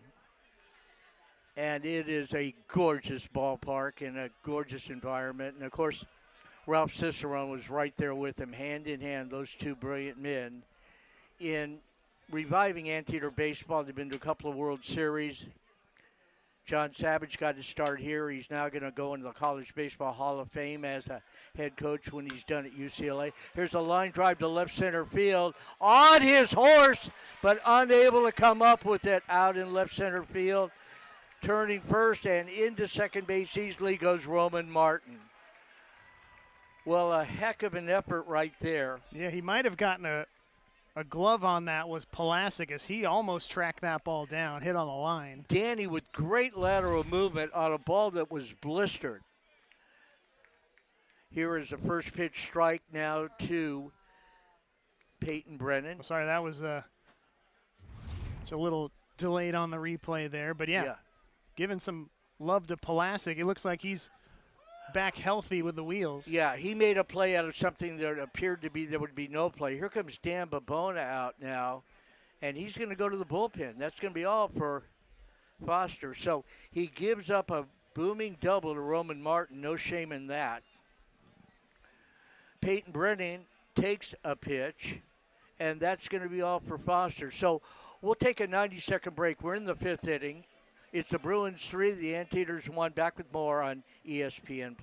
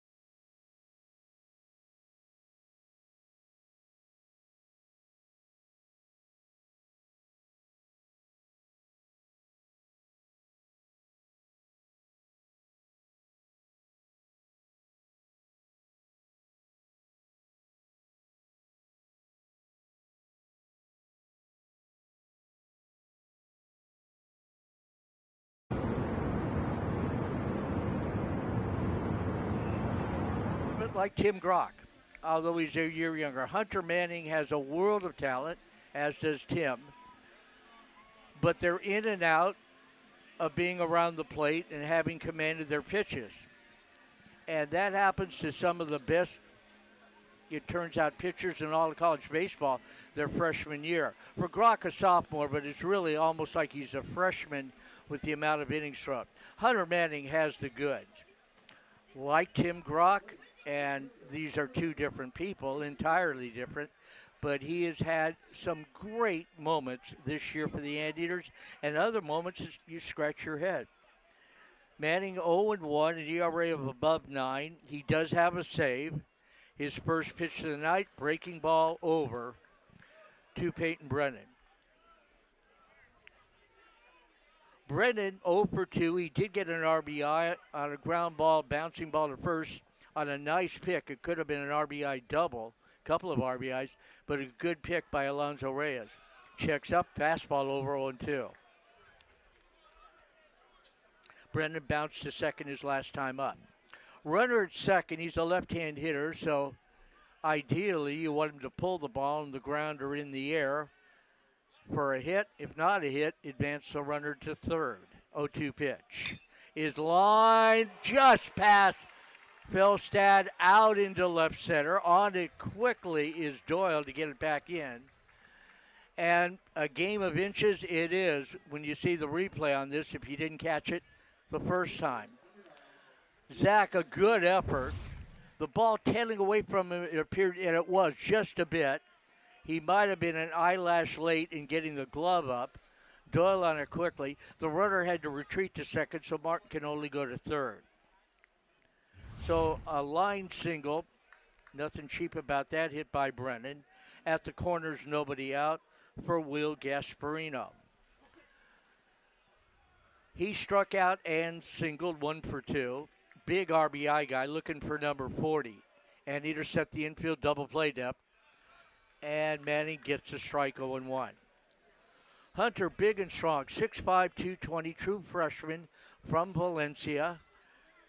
Same area of the valley that we got Ricky Ojeda and Keston Hura, among others. 0-1 pitch. Breaking ball will miss, 1-1. I was going to say, the Anteaters put the one guy that can probably look Gasparino in the eye onto the mound right now. Yeah, Hunter's a big dude.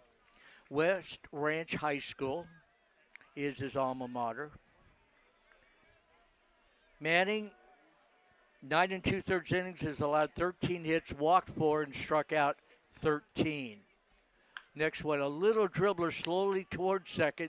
The only play for Hillman is to first. The run scores.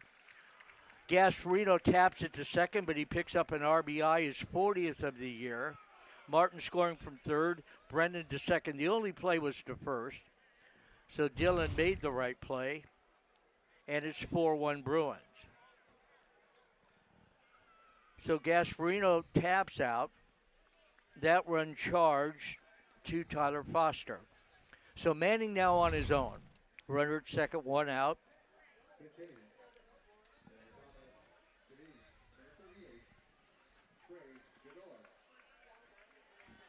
.38 now, the pinch hitter for the Bruins. Trey Godoy will come in and hit. Pinch hitting for the starting DH, Cadez. Left-hand hitter, as you can see if you're watching. Fastball, low ball 1. Trey Godoy, Gudoy, a freshman from Escondido. Out of Cathedral Catholic High School. Same alma mater as Anteater first base coach Ryan Johnson and a couple of current Anteater players. 1 ball, no strikes. Manning set. Back, and that one stays high ball 2, 2-0.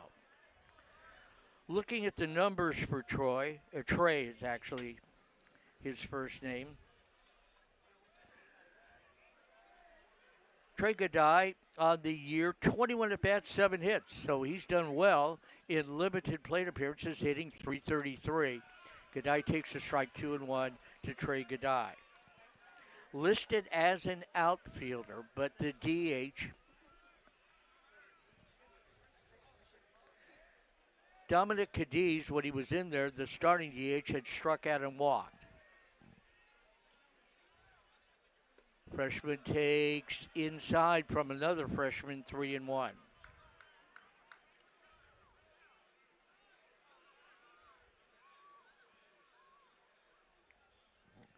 Bruins looking to make it an even 20 in a row, and the Anteaters trying to fight them, trying to wear them down, and snap a 19-game Bruin winning streak. Pitch fouled at the plate. Full count, 3-2. Godoy up his 7 hits, a couple of doubles, a couple of RBIs for Trey. And looking to pick up the runner at second base, Peyton Brennan. Phoenix call on deck. Middle portion of the game, a light breeze here at beautiful Cicerone Field. 4-1 Bruins in the 5th. Right-hander set, and the pitch. And he walked him. Fastball up and in.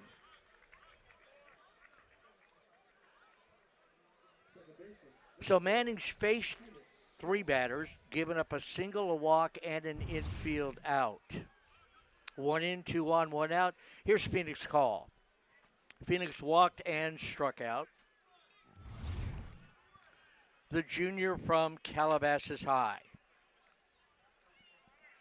Phoenix, 6 foot, 190 from beautiful Porter Ranch.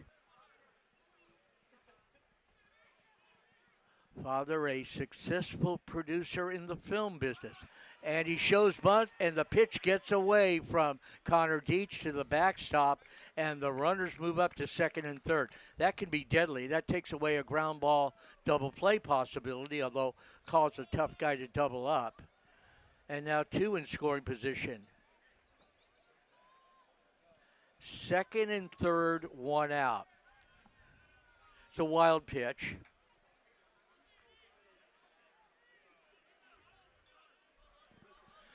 And you just play the middle infield deep, the corners even with the bag. 1-0 to Call. Outside, 2-0 to Phoenix Call. Phoenix 8 RBIs on the year, starting just his 14th game. Missed the first almost month of the season, recovering from some shoulder surgery, actually. Next one. And that's on the outside edge, 2-1. 2-1 to Phoenix Call. On deck is the catcher for UCLA, Kaysen Consarian.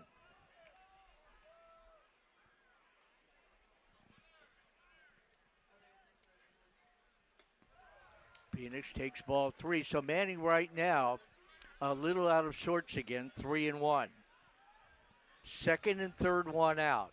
Anteaters trying to stay close enough for a big inning or two, and you're right back in this ball game. 4-1 our score. Manning to Call. And that is on the outer edge. Phoenix kind of a half-hearted gesture towards first. Hart wasn't in it. Full count, 3-2.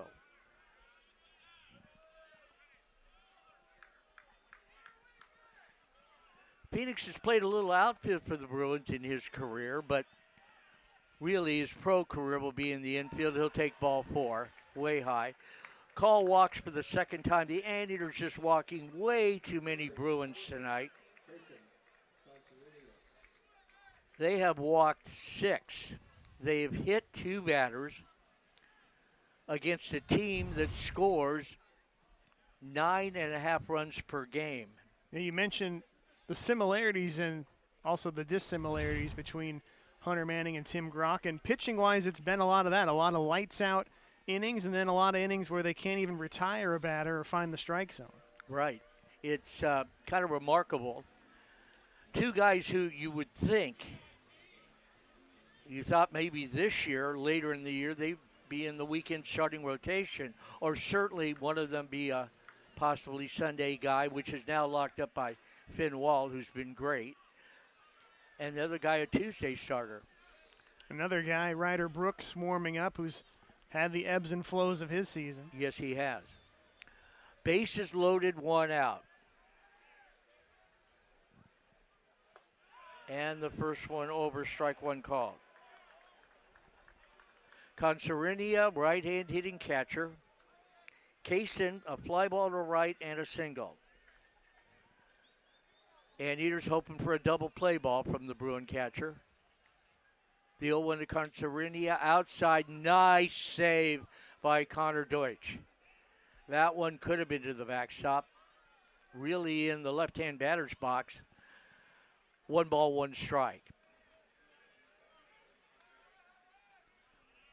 Consarinia hasn't played a good deal this year. 11 at bats, 2 hits, and he pops one up to short right field. Carney has a good arm, drifting in. He makes the catch, the runner will bluff, and Frankie unleashes a good throw, cut off by Alonzo Reyes. So it was in range for Frankie to have that throw go through and really make a play at the plate. So fly ball to short right, that's a big out. Bases loaded now, 2 out for the Bruins. But here's trouble, top of the order in Dean West. West 1 for 3, singled and scored back in the first.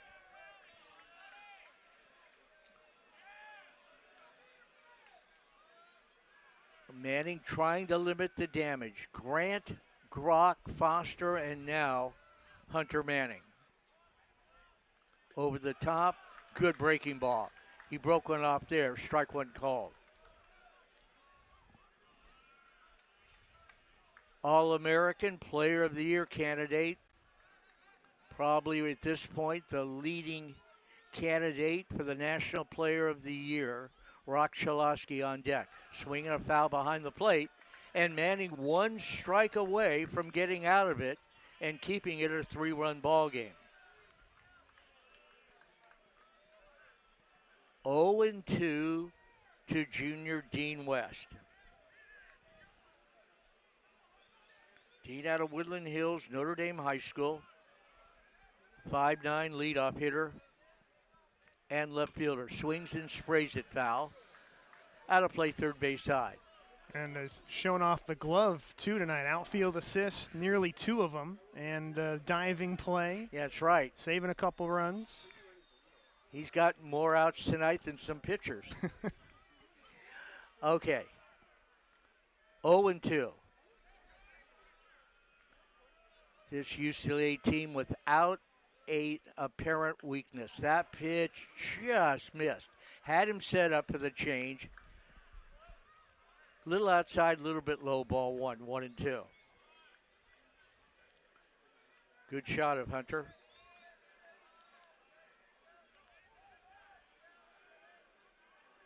He comes set. And the 1-2. Swing and a miss, strike 3. Just stepping on home plate is Connor Deitch with the bases loaded. Didn't have to tag the runner, tossed down to first. Big strikeout for Hunter Manning. Bruins leave the bases loaded. They add on a run. They do a run, 2 hits, and leave 3. We go to the bottom of the 5th. Bruins 4, Anteaters 1, ESPN Plus and KUCI.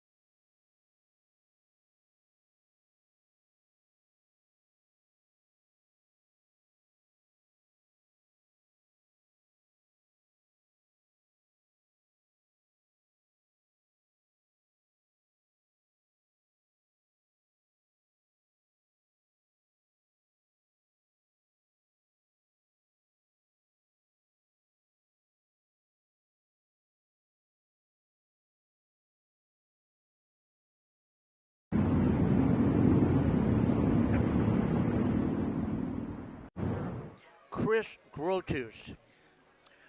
So Grotus will take over, wearing number 45, big guy, 6'3", 210. redshirt junior from Irvine High School, so they've really been affectionate and scooped up some very talented Servite players. Hometown of Anaheim Hills. So Chris Grotus will take over and work the 5th inning. Anteaters still hanging around. Bruins 4, UC Irvine 1. Looking at the numbers for Chris Grotus, no record, ERA just a nick above 4. Appearing in his 9th game, he's worked 6 2/3 innings, allowed 5 hits, 3 runs, walked 3, struck out 6.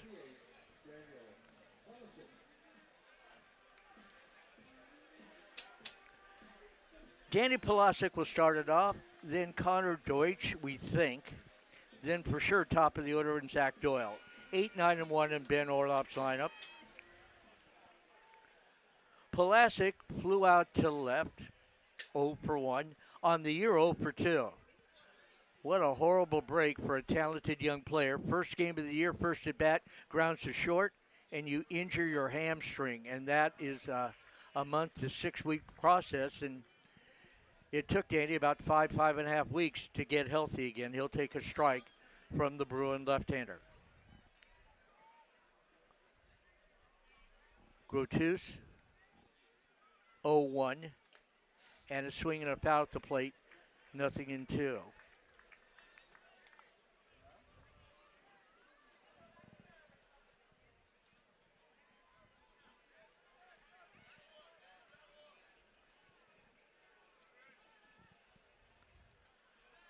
Grotus pitches from that stretch motion over the top, and it's outside, ball 1. Little bit of a herky-jerky movement, I should say, for the left-hander. As I said, good size, 6'3", 210.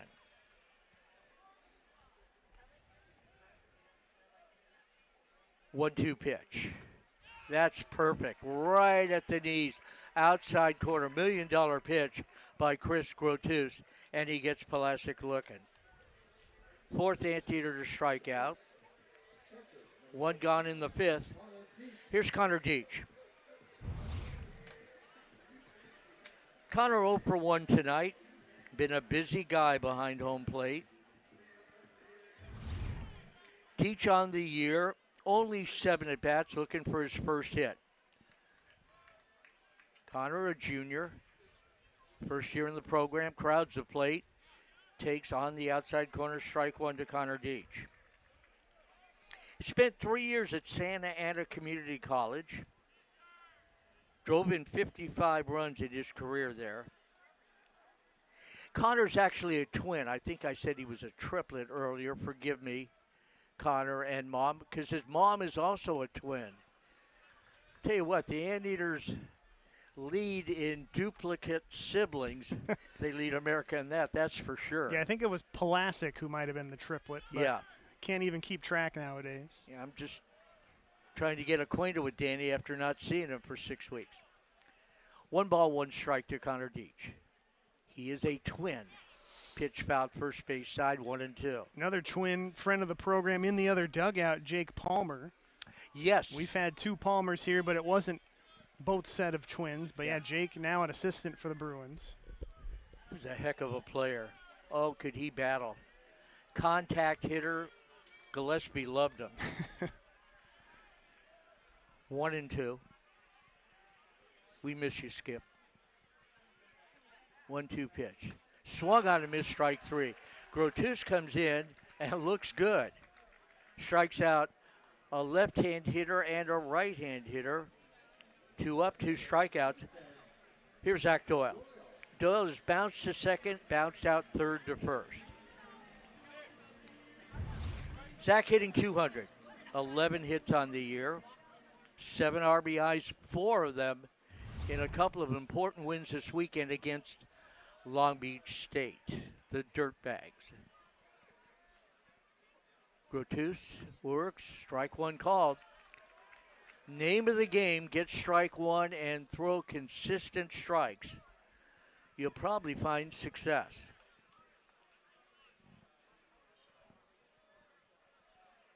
0-1. That's high, 1-1 the count. Frankie Carney on deck.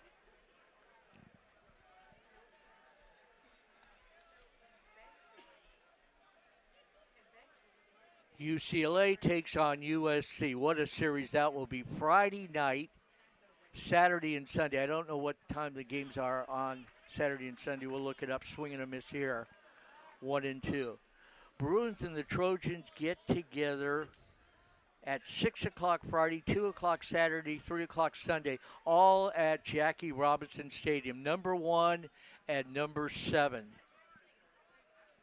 That will be something. Anytime the two teams meet in baseball is something, but this year, really special. Swing and a miss on a changeup at 76, and Grotus looks great.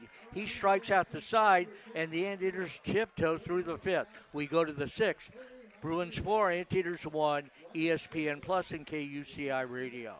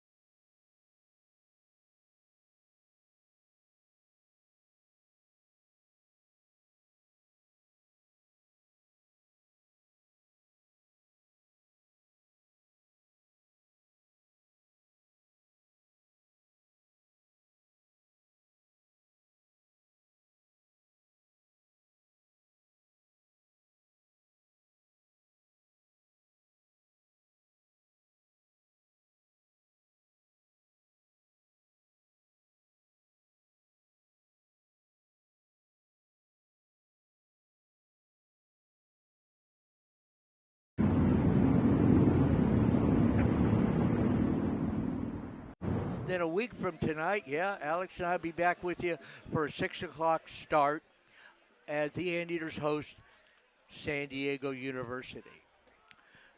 So tonight, game 1 of a 5-game homestand where the Anteaters hope to make some hay. The critical games are the conference games this week. Yeah, you want to beat number 1, but you're not getting to the playoffs, the NCAA tournament, postseason tournament, without winning the Big West Conference tournament if you're UC Irvine. So everything you do now is to crawl back into that, get to the tournament, then go about winning it. Ball one here to Rock Chalowski. Next one over, a ball and a strike. Rock tonight, by his standards, been quiet. Hit by a pitch, bounced to short, and struck out. Great young ball player. Takes away. And I mean great. 2-1 the count. Geez, Alex, somebody with that kind of talent, he could be in the big leagues by the end of next year. That's happened. More so now than in the past, you'd see. 2-1 pitch. Chalowski looks, ball 3-1. LeVou on deck, and then Martin, 2, 3, and 4 in the Bruin lineup.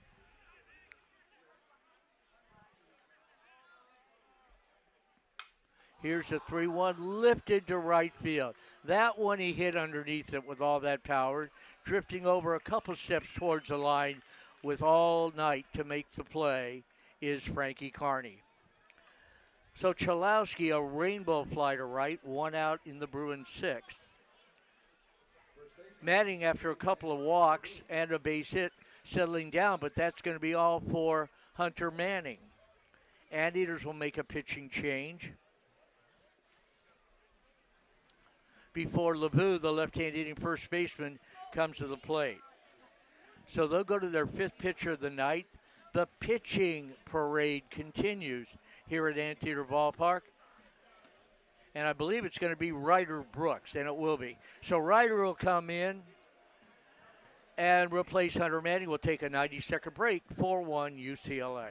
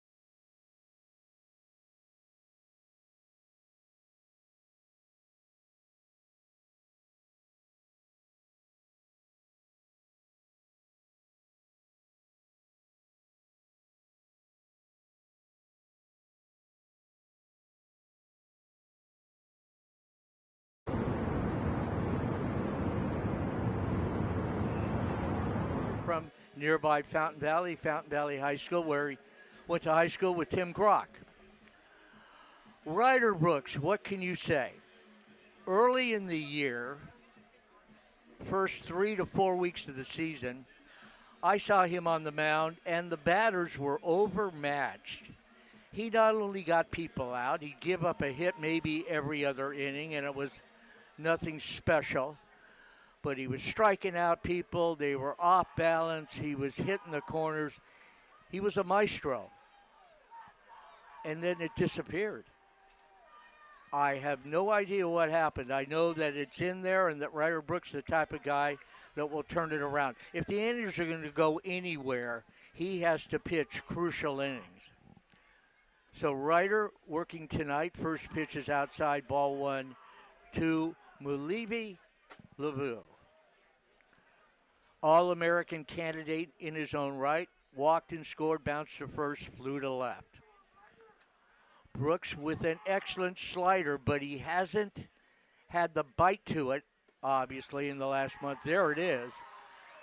That's what I saw earlier, strike one call. Brooks early in the year was lights out. He'd come in, ball game over. Couple of saves early in the year. He's in his 13th game now, and the record, I don't know what you say. That one, check swing, and it hit the bat, strike 2. A record of 0-3, and the ERA, which was 0 for the first 2.5 weeks of the season, in the month of February was about $1.50. Yeah, you saw him shut down Vanderbilt out in Vegas in that first game. They were overmatched. Fastball high. What else can I say? He was dominant, pitch high, but the ERA is ballooned to 6.20. And he's had a game or two where he's been unable to get anybody out. And that's just not the talent level or the character or the success that we've seen for Ryder Brooks. Fastball bounced foul. Count holding it 2-2. Remember, last year, mostly he was a starter. He did work in relief, but he was a Sunday starter and did quite well at that. They got a win at that regional, keeping the Eaters alive. He did. Against Fresno State. Or, sorry, Arizona State, I think was that game. Yes. 2-2. He swings and misses. Ryder handcuffed him there. That's good to see. 2 outs. Roman Martin to the plate. Martin tonight, bidding for a perfect night, hit by a pitch with the bases loaded for an RBI, walked, and then doubled and scored. So 3 plate appearances, reached 3 times, drove in a run, scored a run. and he plays a smart third base. Martin hitting just under 350.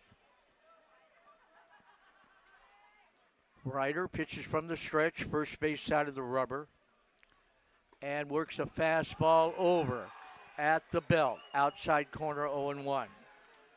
Brooks, a three-pitch mix. Fastball 88 to 91, usually with good location. When he's on, location is excellent. With a devastating slider when he masters it, which he did the first month of the season and did not in the month of March. There's strike two with that slider, 0-2. He can get left and right-hand hitters baffled and out with that slider, his signature pitch.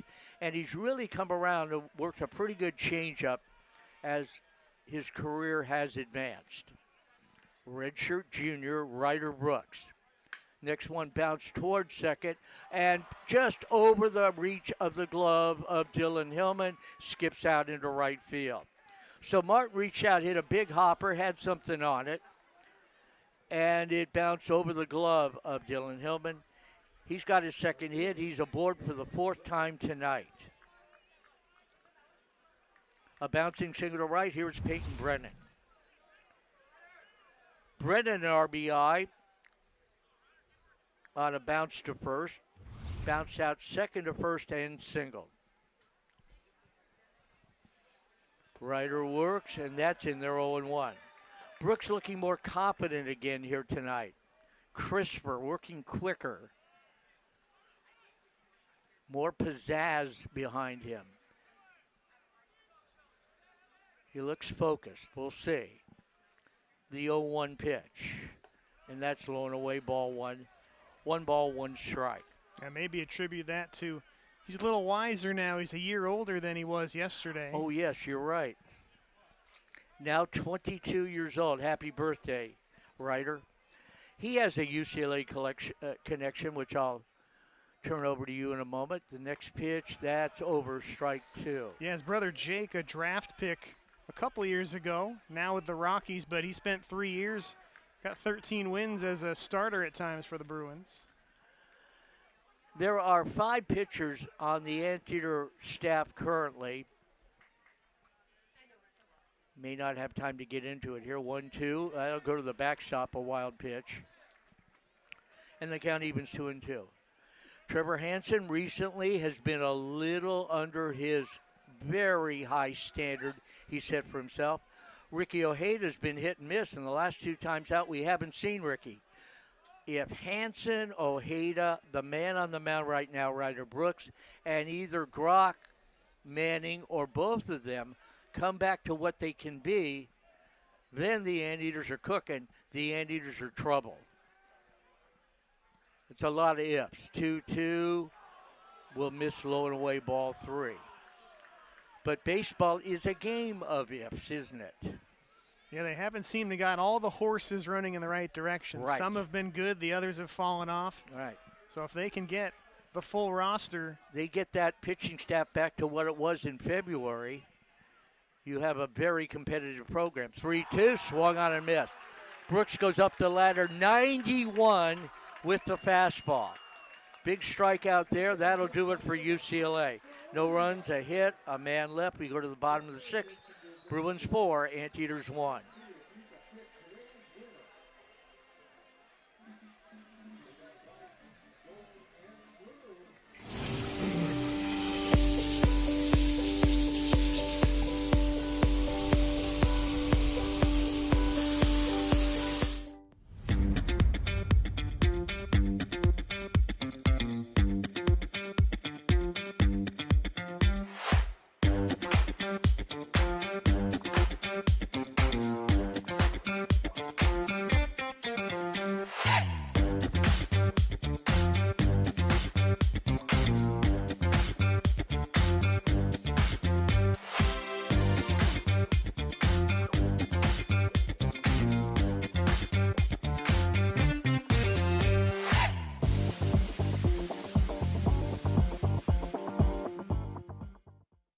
Hey Anteater fans, I'm Ben Orloff, head baseball coach at UC Irvine. While the landscape of college athletics is changing, our standard of excellence is not.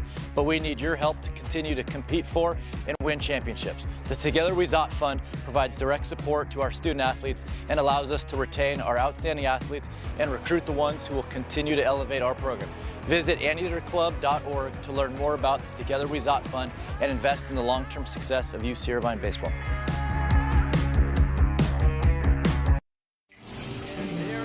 Struck out the side and looked overwhelming in the 5th inning. We'll see if that continues in the 6th.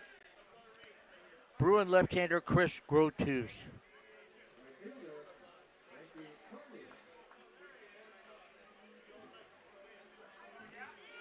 The redshirt junior, after striking out the side, will work to the 2-3-4 hitters in Ben Orloff's lineup in the 6th. Frankie Carney, Alonzo Reyes, Zach Felstad. Lefty against lefty. Carney shows bunt, takes one upstairs, ball 1. Been a star-crossed night for Frankie. 2 for 2, a single, a double. He scored the only Anteater run. Made a base-running miscue that cost the Anteaters a run in the 1st inning. Been a busy guy in right field. Carney takes ball 2. Looking to get on any way he can right here. A walk as good as a hit. Carney, the average on the rise. Now hitting a few points under 280. He's raised the batting average 45 points in the last week and a half. 2-0 to Frankie. Inside ball 3. And that's more like it. Carney hit .331 last year with a lot of at-bats, Alex, and was a dangerous and at times a very clutch hitter. Yeah, and top of that order really gets this Anteater offense going, and they've really been searching for that the first third of the year. Carney now in the 2-hole, appears to be very comfortable there, takes the strike 3-1. Frankie's a junior. Loves baseball. Not that big, but boy, he can play the game. You don't have to have great size to be successful in baseball. We all know that. Bounces one, just foul up the first baseline. Full count, 3-2. Carney out of St. Augustine High School, redshirt junior. Probably the best arm of any Anteater outfielder. Full count here.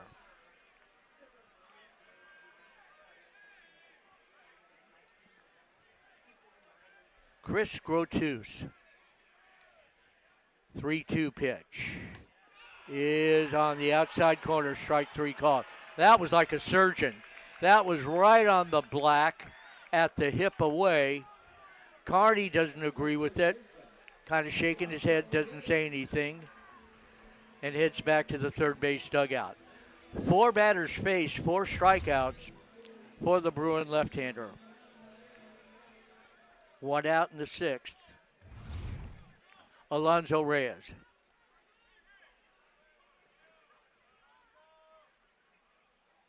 And he'll take a change over, strike 1 called.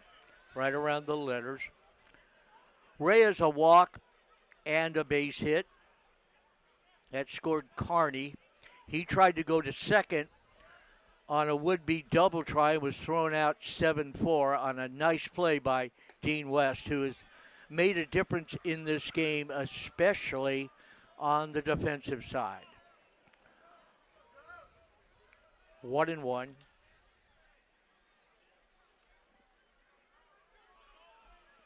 Ball game, a leisurely pace to it. The next one, inside 2-1 the count. 2 hours, 15 minutes along in the bottom of the 6th. Felstad on deck. Anteater's looking to put up a crooked number here, climb right back into it. Within striking distance at 4-1. That one will miss away. 3-1.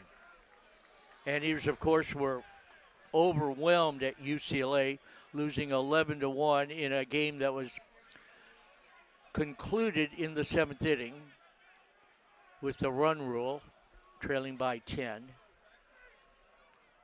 3-1. Swung on a miss, 3-2. This game a much, much, much different feel to it.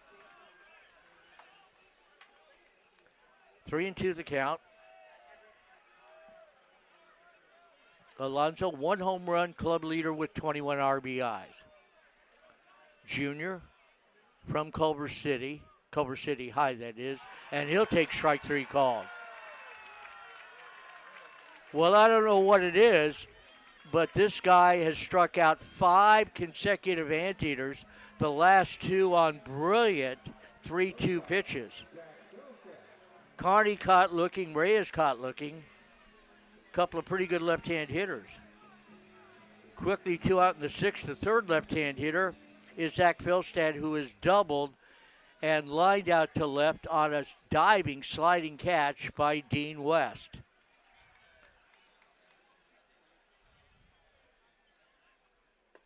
And that one low, ball 1. Philstad's double earlier, his 11th of the year, his team leading 36th hit, hitting .315. Fine all-around ball player. 1-1 pitch, low ball 2, 2-1. Anteaters would be fortunate. Their stock would rise if Philstead came back for his senior year. That's up to Zach. 2-1 pitch. Outside ball 3, 3-1. Dylan Hillman on deck. Most of the crowd has remained here. It turned out to be a great night. No rain. Of course, the moment I say it, you know what happens. 3-1. That's right down the middle, 3-2. So Grotus falling behind everybody. 3-2, right there, 3-1. Now it's 3-2. 3-1 make it.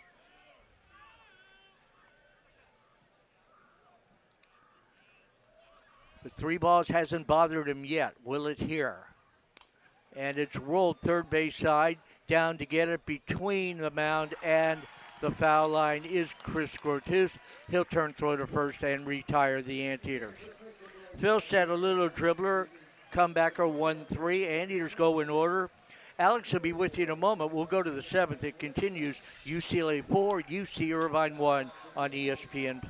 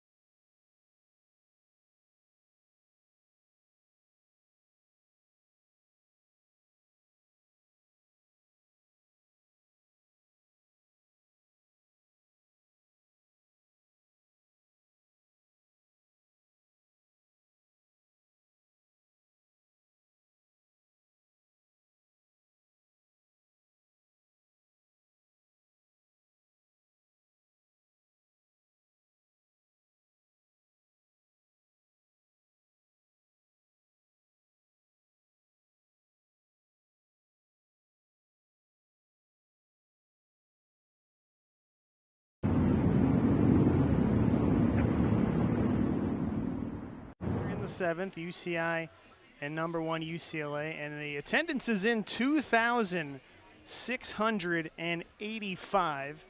And since I need to know, I'm going to let you know, 6th largest in ballpark history and the 3rd largest for a regular season ball game. The Anteaters played in the dedication to Cicerone Field back in 2009. They played the Bruins. They won in 10 innings, and that crowd just about 2,700. So shout out to the Orange County community, the Bruin faithful, the Anteater faithful, turning out, and still a ball game. 4-1 here. The difference of the game, 3 runs in the first inning for UCLA. Here to watch teams both on winning streaks. Here's Ryder Brooks back on the mound, the birthday boy yesterday. Got a couple of strikeouts last inning, and he will face Will Gasparino to start things off. Bruins a run back in the 5th inning. Gasparino drove that run in on a ground ball, swings and fouls it to start the 7th. He's 1 for 3 tonight, singled and refed on base, also struck out. On deck scheduled to be Trey Godoy, and then Phoenix Call here in the 7th. In front of 2,685 at the CIS and Anteater Ballpark. And plenty watching at home, we're sure. A lot of buzz around the Bruins. Foul ball, Gasparino. Shout out to the Golden Era crew, Tad Davis and everybody. They're all together out in their yearly trip watching this game. They played the Bruins quite a bit. I'm going to get those names. He mentioned everybody. A couple of Hall of Famers, Tom Spence, Gary Wheelock are out there. 0-2 nearly drops it on the outside corner. 1-2 to Gasparino. Shout out to John Ford, Kelly McCran, Steve Morton, Roger Engel, Brian Hester, Russ Johnson, all hanging out, having a good time. Eaters have had over 100 alums at their alumni games year in and year out. All of those, most of those guys, I'm sure, making an appearance as the pitch low, 2-2 to Gasparino. And we talk so much about Savage, Dan Guerrero, all the connections. Gary Adams, who built this program back in the 70s, won a couple national championships on the Division II level. All he did was go to UCLA and build that into the program it is today. So these two programs connected at the hip. 2-2 inside. Tough to lay off. Gasparino does, and he gets the call to run the count full. Fifth Anteater pitcher tonight. Gasparino's faced nearly all of them. Somebody different every time up. Standing tall in that right-handed batter's box. The 3-2 from Ryder. Grounded in the hole on the dive. Felstad knocks it down, up and throws, but not in time, and up the line. So Gasparino, an infield single for the Bruins tonight. That is their 7th hit. And if I'm remembering correctly, I think 4 of those are infield singles. So the Eaters have kept them at bay, I guess if you can call it that. Roman Martin with a scalding double in the gap. Other than that, everything's been a little flare, an infield single. And all the free passes have really piled up, the reason it's a 4-1 game. As Trey Godoy stands back in, walked in his first time up as the designated hitter and pinch hitter, and bunts one foul to start this at-bat. Where's number 38, 5'11" left-hander, just a freshman.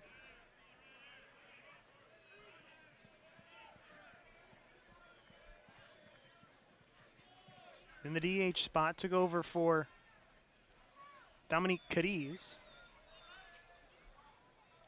Walked and struck out before he left. Another bunt attempt, gets that one, well, down but foul. Between the legs, rolling towards the Bruin dugout. Count is 0-2 to the freshman. Godoy has one successful sacrifice hit. Only 8 for the Bruins this year. Haven't really needed to. They get people around the bases any other way. Stands in with an 0-2 count. Man on first base is Gasparino. Brooks looks him back a couple of times. Another bunt look. Takes the slider away, 1-2. For the Bruins. Nice of them to come here. This is their first non-conference road game.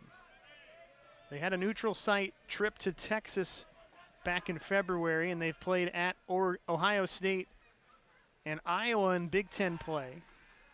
But the first time on the road to face a non-conference opponent tonight.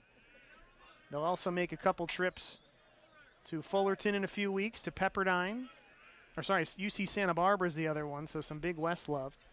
But they've had the luxury of playing at Jackie Robinson Stadium and building this 25-2 start. Another 2-strike bunt attempt. That one is foul, and strike 3 to get Godoy. So he continued to try and get that bunt down.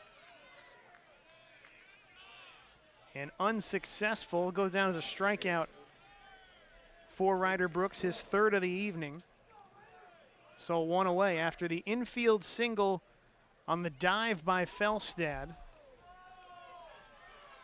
Has Ryder Brooks' fan club in the stands. Not happy with seeing Dan Babona head out to the mound to chat with him, but he has given them plenty to cheer about. 5 hitters, struck out 3. He's left a man on base for the new Anteater pitcher coming in with 1 out here in the 7th inning. On my end, it looks like it's going to be David Butler. Gets the glove checked out. We'll let him come in, get some warm-up tosses as we play the rest of the 7th here at Anteater Ballpark. 4-1 Bruins lead on ESPN Plus and KUCI 88.9 FM. That's David Butler, right?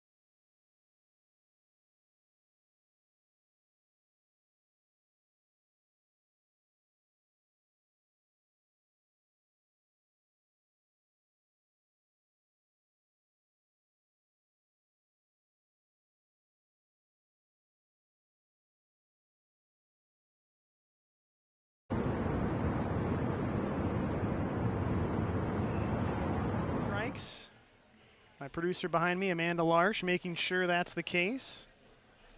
Strikeouts flowing on the Anteater side. New pitcher David Butler on the mound as she directs them to go to his shot.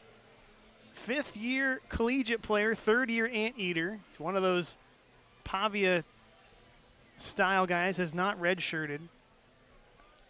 And he's on the mound with a man on and 1 out. Out of Riverside City College, City of Ramona, or High School of Ramona, let me correct that. 75th career collegiate appearance. Anteater leader in holds last year. Had a couple of saves.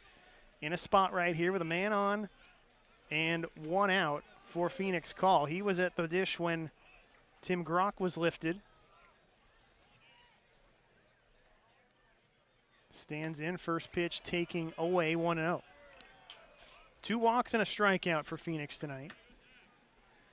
His brother just got the news he's starting the year at High A Asheville in the Astros organization. We'll see if they draft Phoenix. Maybe they can be brothers in the field as the throw over to get Gasparino not in time. Couple of Anteaters out in the minor league levels now. I saw today Trenton Denholm starting the year in AAA Columbus, part of the Guardians organization. 1-0 from Butler. In there for a strike, 1-1.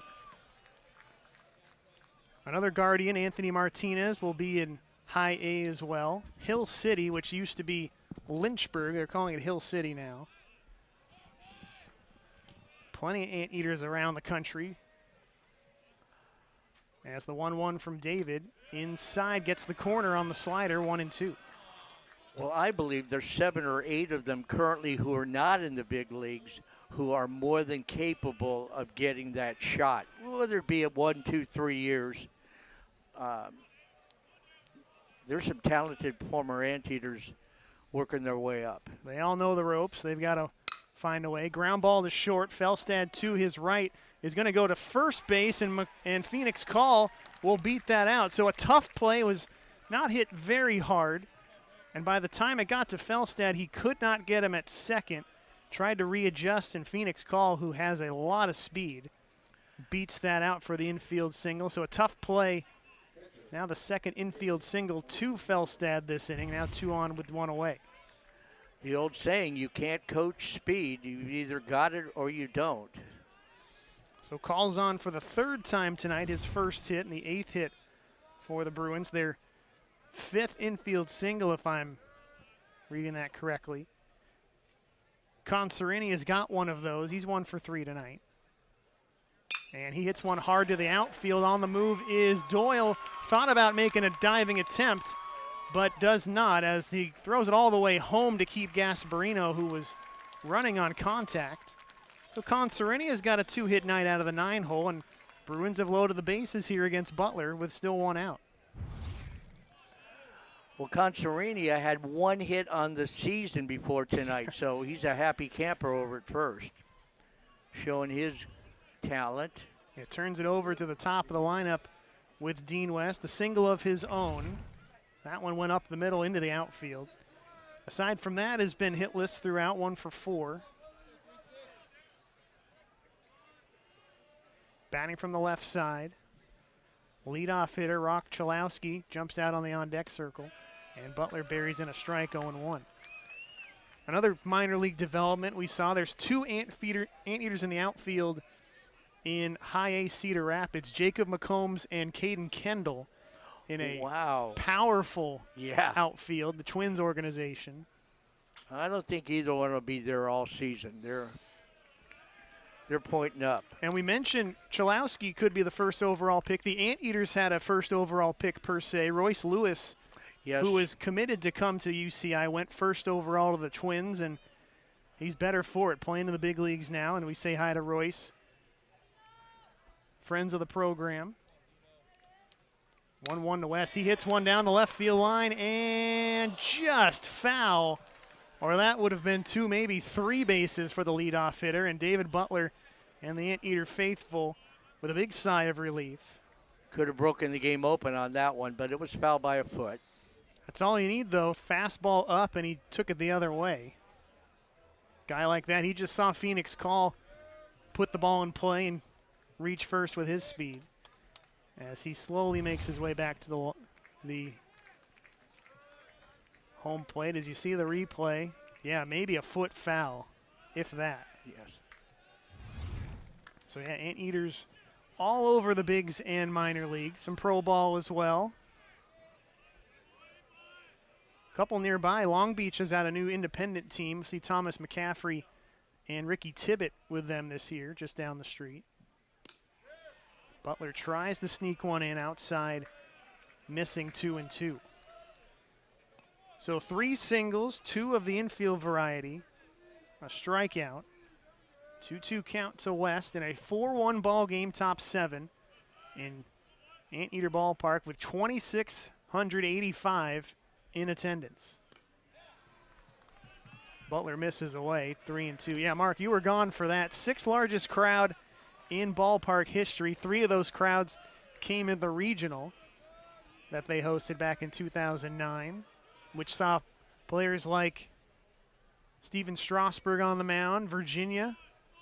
Great Virginia team. Dan Babona, Ben Orloff of Irvine. We had the reigning Jeff Cusick. The reigning champs, Fresno State, was the 4 seed. That's all the Anteaters had to deal with. Yeah, they left that tournament, though, quick. It was a different year. Seeing 3,000 plus in the building every night, and that one just misses high, so West fights through an at-bat. He'll earn an RBI as the walk comes with the bases loaded. And now a 5-1 UCLA lead. And nowhere to put this guy, Rock Chalowski. The Anteaters, they've kept him silent with the bat. No hits. He reached on a hit by pitch in the first base, just grazing the jersey. I'm not sure that's real good news. And now, yeah, 1 away. And he stands in a 5-1 game here in the top of the 7th inning. Butler challenges him, hit hard to short, and off the glove and through Felstad into left field. And that will bring home 2. A tough, hard-hit ball. Felstad with the backhand there. Be a lot of eyes figuring out what my decision there. And People next door gave that a base hit. So Chalowski on the board with a base hit, 2 RBIs. And Felstad sitting at shortstop. You know he's thinking that play was well within my means and probably was thinking about a double play ball. Did have to take a couple steps to try and get the backhand as Butler giving up a couple of hits and a walk so far in his outing as Dan Babona heads out to the mound. So 3 in for the Bruins. They lead 7-1. Never trailed in the ball game. And I can see there is a bit of a mist sprinkle coming down out there. We knew there'd be some precipitation tonight. Not enough to stop the ball game, but you wonder if maybe that had some bearing on Felstad's play, as he's probably giving a my bad to David Butler as the meeting breaks up there. First and second, 1 away for Mulavai Lavu. So the defense on both sides of the ball factoring in here. Anteaters were within striking distance to start the inning. The free passes continue to come and make a difference. Lavu has one of those, walked and scored, is 0 for 3 other than that. But he's got 2 on here and 1 out. The left-handed first baseman stands in. Butler a look back and the pitch. And that one thought it hit him as it bounces away from Deach, but it turns out it hit something else. Maybe it hit Deach, maybe it hit either Deach's foot or the plate, and it's hard to tell from up here. Yeah, it was just the way that it bounced off of Levu. You thought maybe he was hit, yeah. Maybe he's going to walk to first base, but nothing doing there. Runners move up, 1-0 count and 1 out. Yeah, it was kind of inside pitch, backhanded by Deach. I believe it hit the plate in hindsight, but what matters, a wild pitch and 2 more Bruins in scoring position. As Lavu fouled one away. 1-1 the count. To the junior, wears number 39 out of Huntington Beach. Just a stone's throw away. Hits one on the ground, chops it between first base and the first base coach. So Butler now account his way 1-2. Single, strikeout, single, single, walk, single. That's how this inning has gone. As you can see a little bit on the broadcast, the rain picking up. Still just, I don't know if you call this a drizzle. Some might say it's spitting out there. Here comes the 1-2. And outside, 2 balls and 2 strikes to Levu. 7-1 UCLA leads. On deck, Roman Martin, who they haven't been able to keep off base all night. Both bullpens still working here as well. Infield is in. And Levu hits one high into the night to right field. Carney's got a beat on it. As he approaches the warning track, he'll make the catch looking up to that rain. And Levu's going to get a sacrifice fly as both runners move up, and that wild pitch makes a difference. For Levu, his first RBI of the night. RBI number 37 on the season. It's 8-1, Bruins on top. Chalowski up to third. Dean West came home on the play there. 2 away for Martin. We mentioned has not been retired tonight. Single, double, hit by pitch, a walk, a run, and RBI. So he has filled up the stat sheet. First pitch he sees from Butler. Inside, doesn't move an inch and takes it for a ball. 4 in for UCLA. They've doubled their run total. Trying to win their 20th game in a row as time is called. The ball loose from the UCLA bullpen.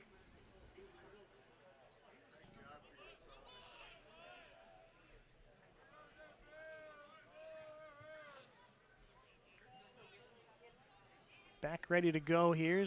Martin checks on his bat. Now he's ready. Butler's ready as well. Here comes the 1-0. And in there for a strike. 1 ball and 1 strike to the 5th-year collegiate pitcher. On the season, this is his 7th appearance, all out of the pen. 6 2/3 now with 6 strikeouts. And Martin, inside pitch, hits it high in the air to left field, not have the distance as Pulasic runs in on it. And he'll make the 3rd out to end the inning. But 4 home for the Bruins. They do it on 4 hits.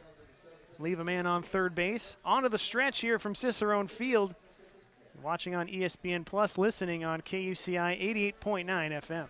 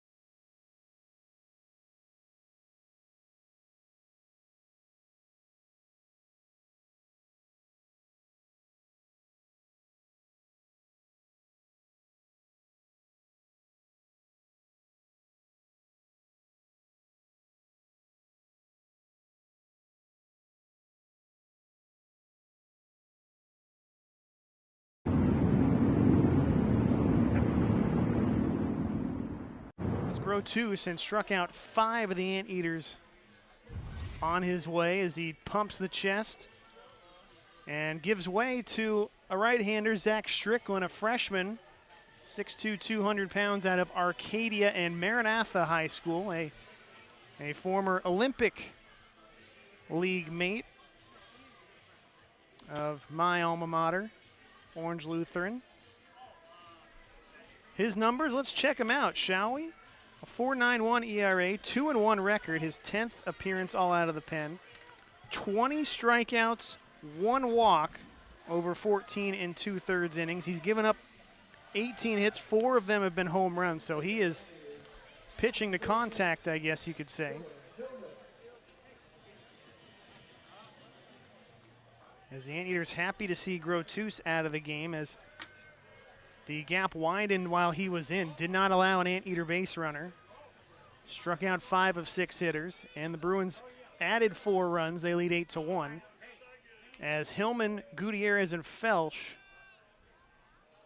due up for the Anteaters as the rain coming just a little harder and enough for the 2,685 fans to do something about it. Some umbrellas have made an appearance. Strike 1 to Hillman. He's 0 for 2 on the evening. Anteater second baseman. And Strickland's got a little bit of mustard on his fastball. Misses away at 94 miles an hour. 1-1. Cervantes goes 2 innings. An inning from Bott, an inning from Swenson, and 2 from Grotus. As Strickland, the freshman, comes in and he throws a dart in there. It's got now a 1-2 count. He's got kind of a short arm delivery. He has some very fascinating numbers I'll go over again in a moment. It's got a 1-2 count here to Dylan Hillman from the full windup and gets him swinging at a slider away for the first out of the 7th. As Alex passed along, but it's fascinating. He's now worked 15 innings, Alex. He's walked 1 man. He struck out 21 as a freshman.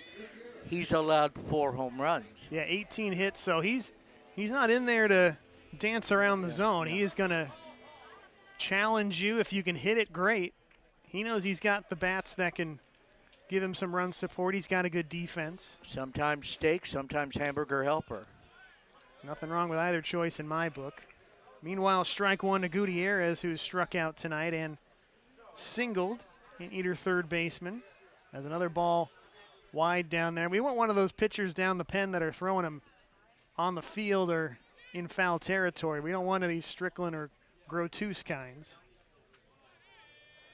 As the Eaters, as the last 9 hitters, 7 have struck out. 0-1 to Gutierrez. That ball skips at 94 miles an hour. 1-1. 4th-year Anteater. Felsch on deck. Eaters trail 8-1. They've left a couple runners on base or had them cut down on the base pads. As they got a bigger hill to climb. He fouls one towards that Bruin bullpen. Long run down the side.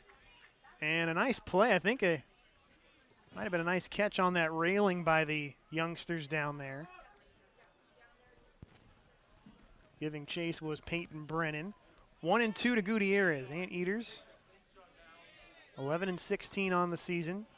1-2 in a row, just 3-6 in Big West play. We'll start it back up Thursday, trying to jump right into the mix. And Gutierrez is fooled on another slider. Another strikeout. Strickland's 2 for 2. 2 away for Felsch. He's struck out and flown out tonight.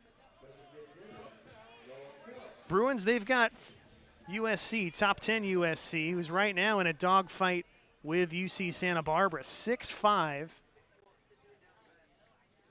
They lead. Another midweek matchup. Swing and a miss from Felsch.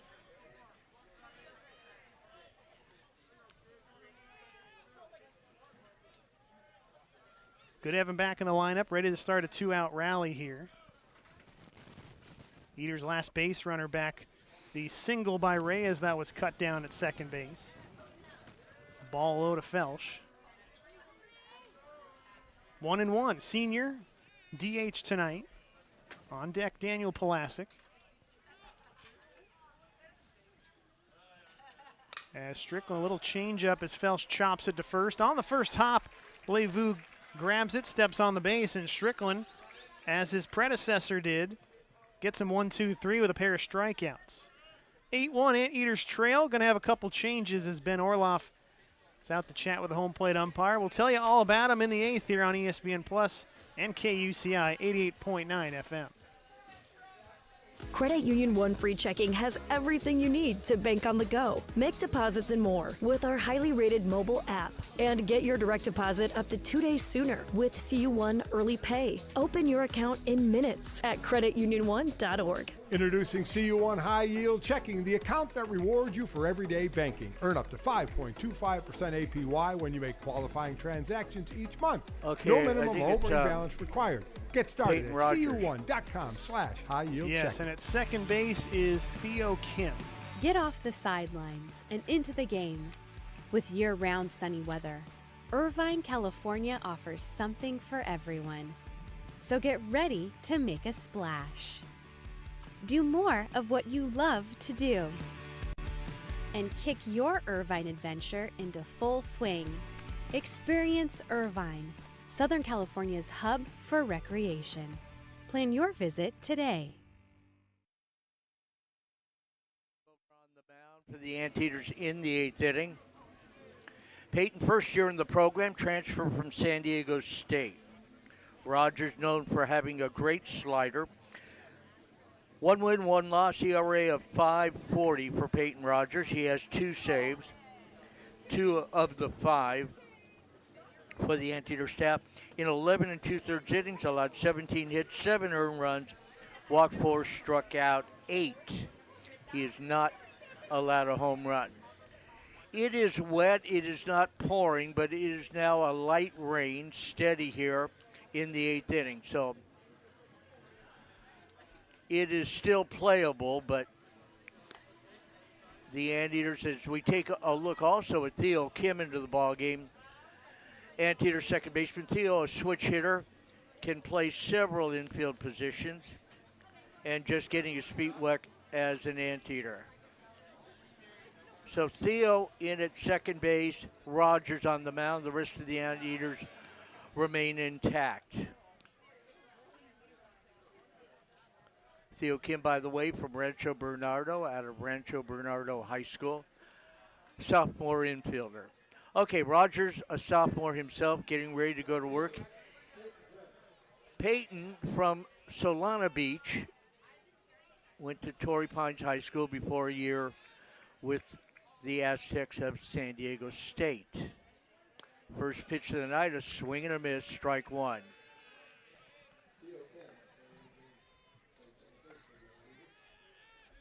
Peyton Brennan gone all the way, 1 for 4.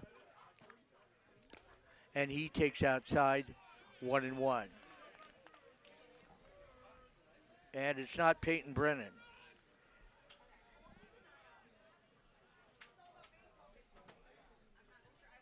Or it is. It is Peyton Brennan. Pitch fouled off. Had the number elude me for a moment. I knew it was Peyton. 1-2. Brennan, as we said earlier, from Rockland, California, inland, Northern California, generally in the vicinity of the Bay Area. Takes, and did he get hit? He's walking towards first. He did. Well, the Anteaters have been generous, haven't they? Peyton Rogers comes in and hits Peyton Brennan, so one Peyton hits the other.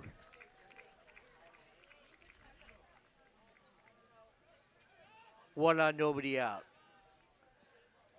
I believe that's the third Bruin to be hit.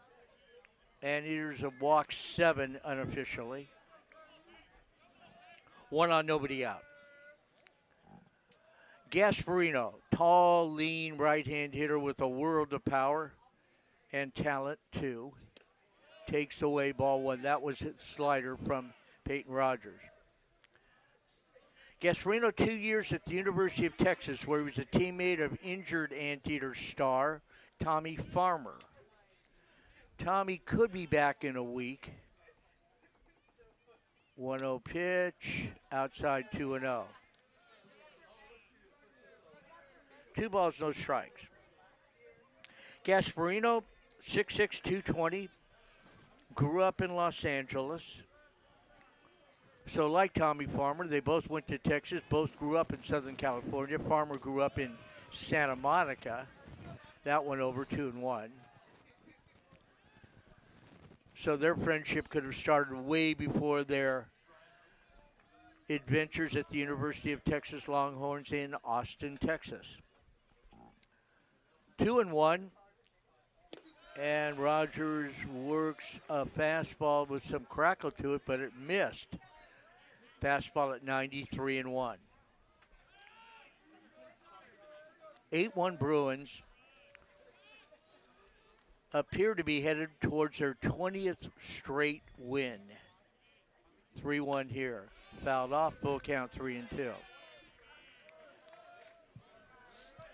Still some work to do to catch the Anteaters' longest winning streak of 32 games back in 1974.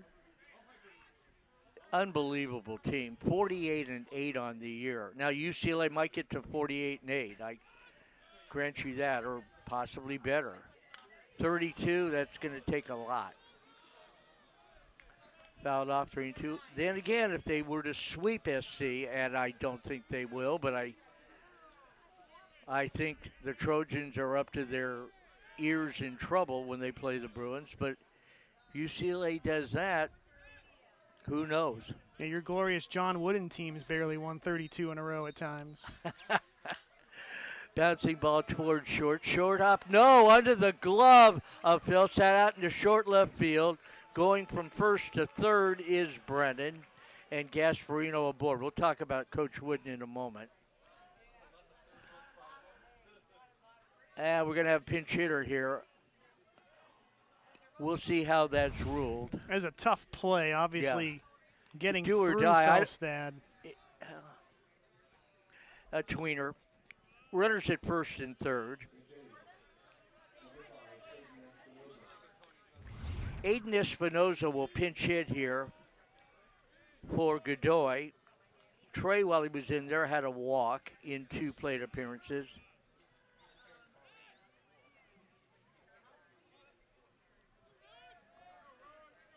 So now Espinoza becomes the third guy to hit in the 7 hole as the designated hitter for the UCLA Bruins. Rogers' pitch fouled off third base side. Aiden Espinoza, a redshirt sophomore from nearby Huntington Beach, out of Huntington Beach High School.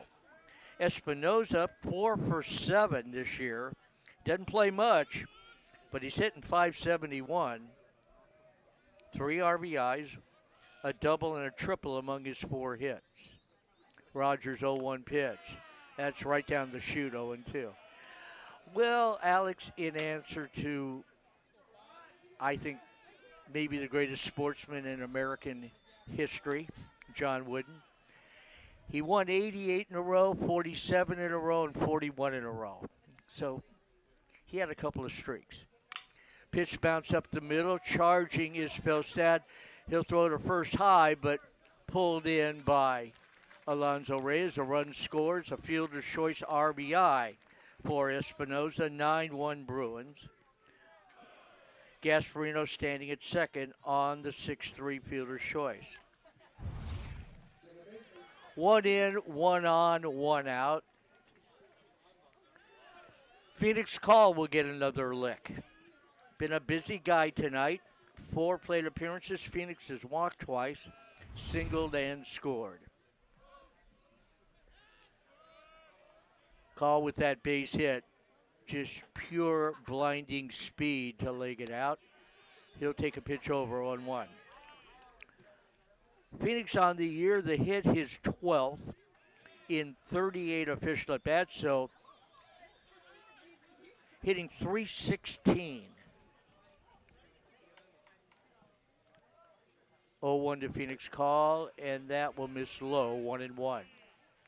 Bruins 3 in the first, 1 in the 5th, 4 in the 7th, 1 and hitting here in the 8th. Anteater's lone run came in the 3rd. Ball game 3 hours long in the 8th. And Rogers works inside. 2-1 to the Bruin junior second baseman.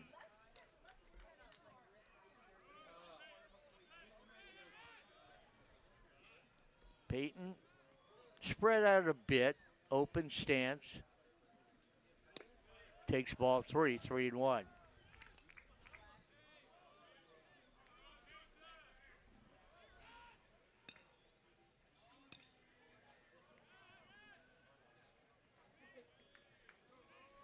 Consorinia on deck, the number 9 hitter. And for the 3rd time tonight, Phoenix Call draws a walk.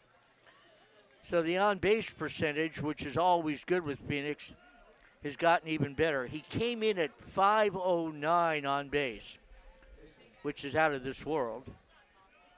Leads the Bruins in that category, and he's probably closer to .540 right now. 3 walks, a single in 5 plate appearances. He's a rally starter, is Phoenix Call. Cansarinia takes a pitch over, strike 1. Kaysen tonight, a fly ball to right, a single flew again to right, and singled again. Couple of singles, a couple of fly balls to Frankie Carney. Cansarinia swings and misses. Foul tipped it actually behind the plate, 0-2.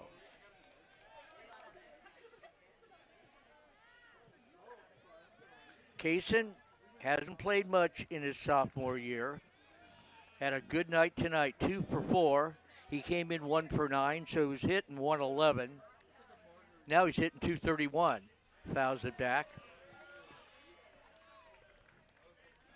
Count holding 0-2. Top of the order, and Dean West, who will hit for the 6th time in the on-deck circle. Either this inning or next.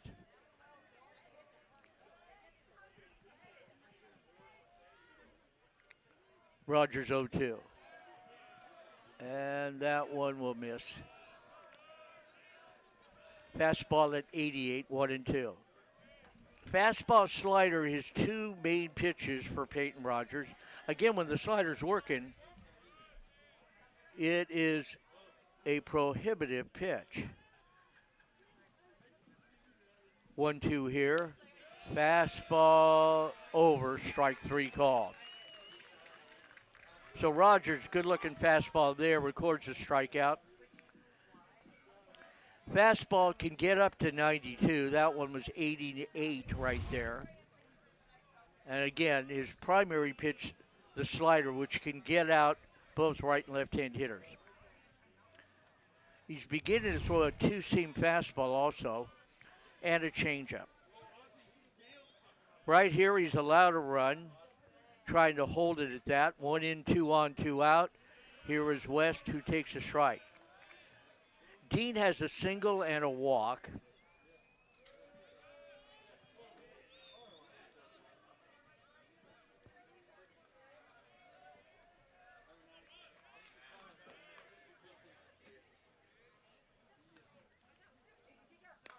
Checks up on a fastball. That's over 0-2.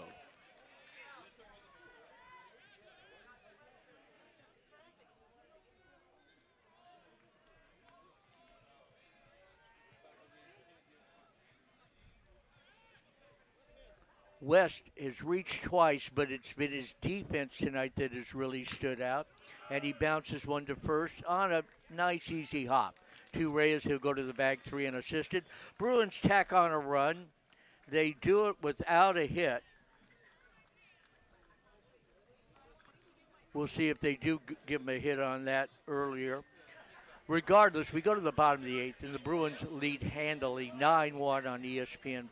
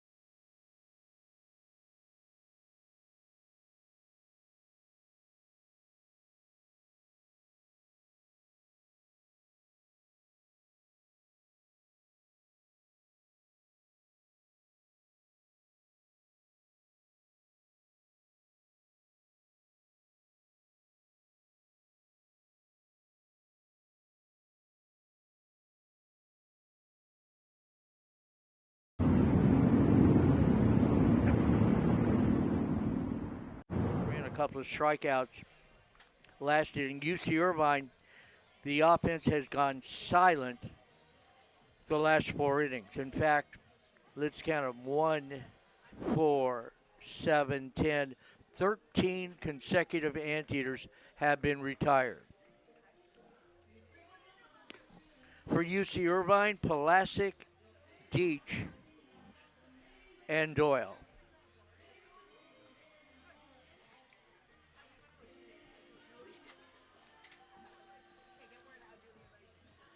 It is wet out right now. I'm looking out, and there are a few trickles of raindrops.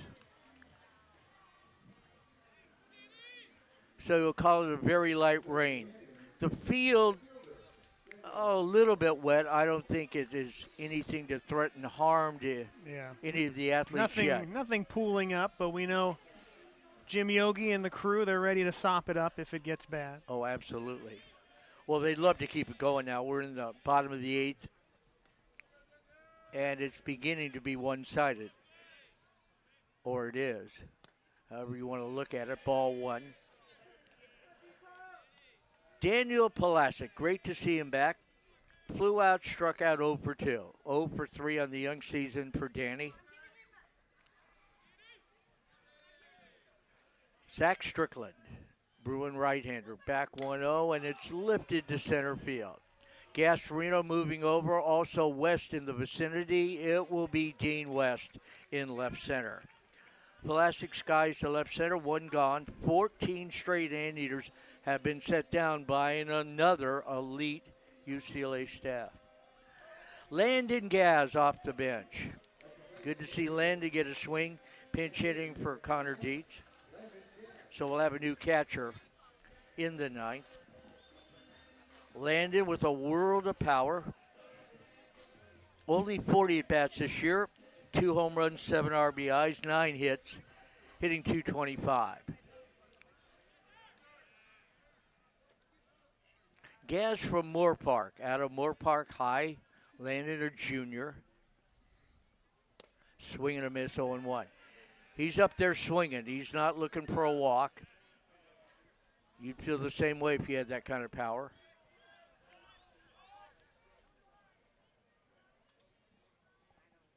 I think we have a loose ball. There's timeout, and then, yeah, ball got loose out in the field. We've had a series of those tonight. Somebody catch the ball. 0-1 pitch. Outside, 1-1.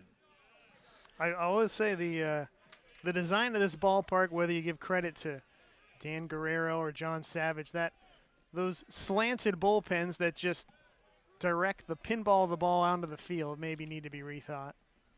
1-1 pitch on the corner, 1-2. There were some great minds that put together this ballpark and really the program. I think Guerrero was the guy who really got the idea for the referendum and getting the program reinvigorated, reinstated. Savage was part of the design with Dan. I think Ralph Cicero might have had some say-so with that. Paul Hope went around the country, flew to different minor league ballparks. He flew to some SEC schools, some AA ballparks in the South, looking for some design help, and he found it. Here's a hard one, Hopper to second. Right to Phoenix call. He'll flip to first, 2 away. Hit well, but right on one hop at the sure-handed Bruin second baseman, 2 away. That was the quartet. But nothing moved without Guerrero and, of course, Cicero. And 2 great men. Just delightful human beings, Dan Guerrero, Ralph Cicero. 2 out, nobody on. Here is Zach Doyle. Doyle 0 for 3 tonight and takes ball 1. And of course, Dan Guerrero and UCLA baseball go hand in hand. He was a heck of a second baseman for UCLA. Back in the mid-70s, 72, 74, 73, 75, right in there. Played for Art Reichel just before Gary Adams got the job. 1 ball, 1 strike, and then became a historic athletic director at UCLA. After getting UC Irvine's athletic program back on its feet and then some. Pitch on the corner, 1-2. Anyway, trip down memory lane. That's what we were doing here in the bottom of the 8th inning in a 9-1 ball game. The outcome pretty well decided. 1-2 pitch. Popped up into right field. Starting back was Peyton Brendan. Plenty of time to move in and handle it, and that'll do it. Anteaters go in order. 16 in a row set down by the Bruins staff. Doyle flies to right. We go to the 9th, 9-1 UCLA.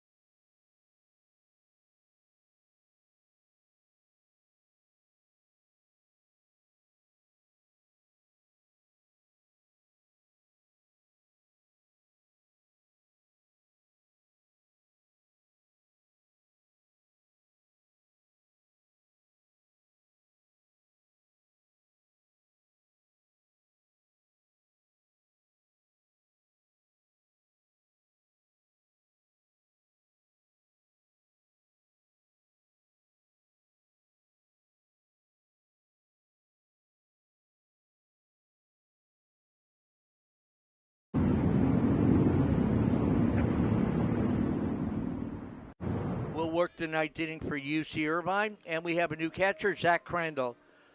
Senior catcher will take over. Let's talk about Zach first. Zach Crandall, 5'10", Richard Sr. from Rancho Santa Margarita, went to Santa Margarita Catholic High School. Spent a year at the University of Utah, did not play baseball there, but played baseball quite well nearby at well-known Orange Coast College. So Crandall, who had a big weekend at Long Beach State, will catch the ninth inning. Zach had 2 3-hit games, I'll say. And Cade Castles, a talented freshman who's run into a very rough spot in the month of March, will work to Aiden Aguayo, pinch hitting for UCLA to start the ninth inning. So Aguayo will hit for Chalowski, I believe. So no sense on a wet field to have probably the best collegiate player in the country play in the ninth inning. Aguayo to the plate. Aiden, feet close together, right side. Castles, the right-hander, works high, ball 1. Aguayo on the year has played a good amount. He started 15 games, 13 hits, 55 at-bats, hitting .236. Has a home run, 9 RBIs, takes a strike from Cade Castles.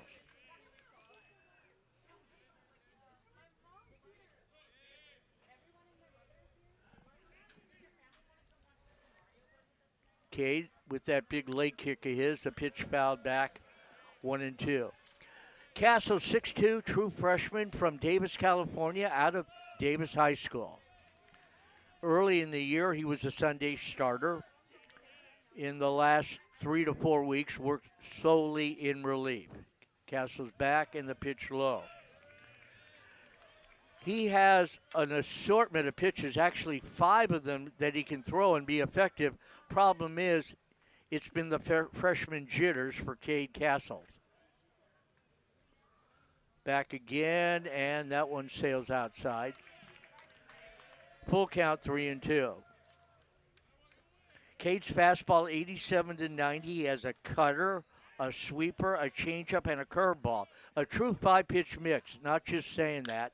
Here's a pitch drilled to center field. Going back is Doyle. There's a lot of room out there on a cool, wet night. He'll make the catch just shy of the warning track. Aguayo gives it a long ride, but it's just a long out to center, 1 away.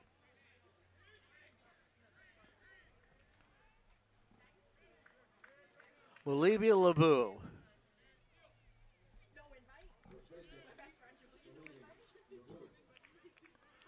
LeBeau has walked a sacrifice fly. Other 3 at-bats, 0 for 3, a ground ball out, fly ball, and a strikeout. He takes ball 1. LeBeau with the RBI earlier, now with 37 on the year. Still hitting in the mid-360s. All-American candidate for UCLA. Pitch low, 2-0.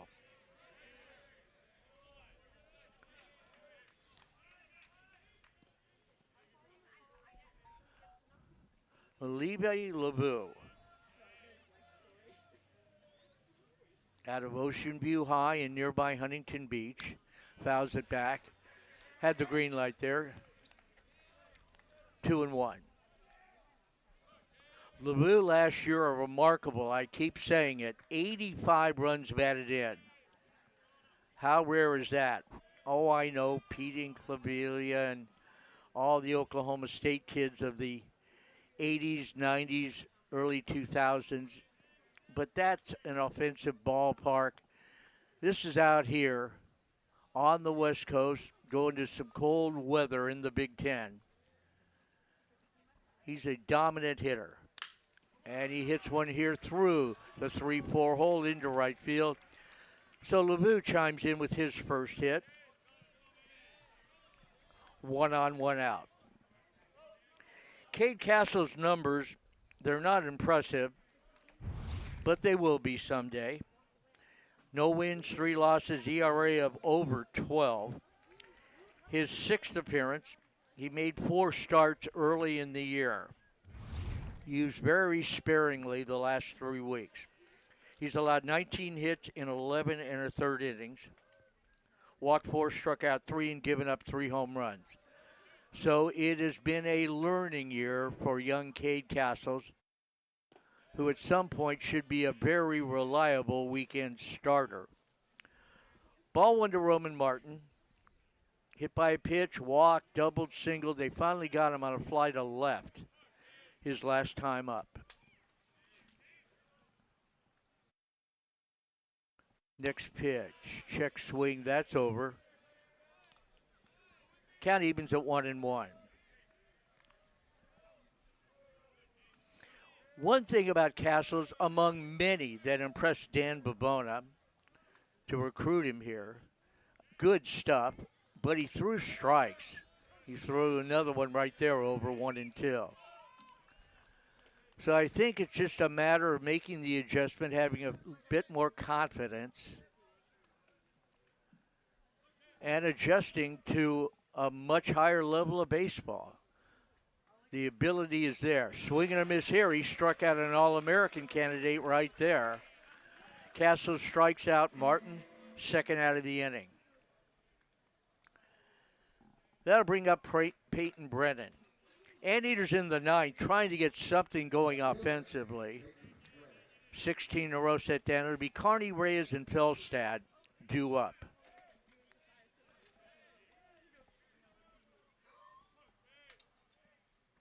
Castle's first pitch, change up at 78, swung on and missed, 0-1.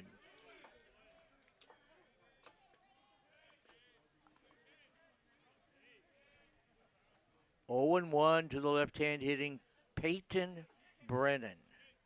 Great baseball name. That one in there 0-2. Brennan has a base hit. Been hit by a pitch, scored a run. Picked up an RBI on an infield out way back 3.5 hours ago in the first inning. Castle's 1-2 pitch is lifted to right center field. Long run for Carney. He will close and make the running catch. It held up for Frankie, who got a nice jump. Castle's a good ninth inning. No runs, a hit, a man left. We go to the bottom of the ninth. All UCLA 9-1 on ESPN Plus and KUCI.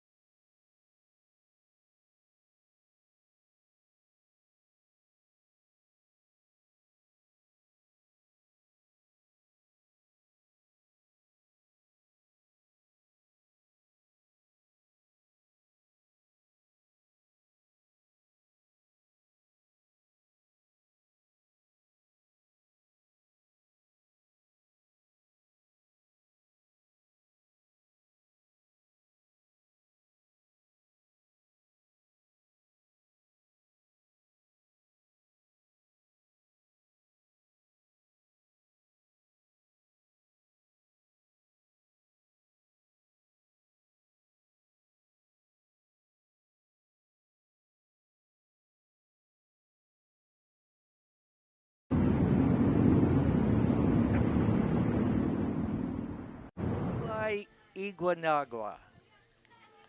Iguanagua will work the ninth inning.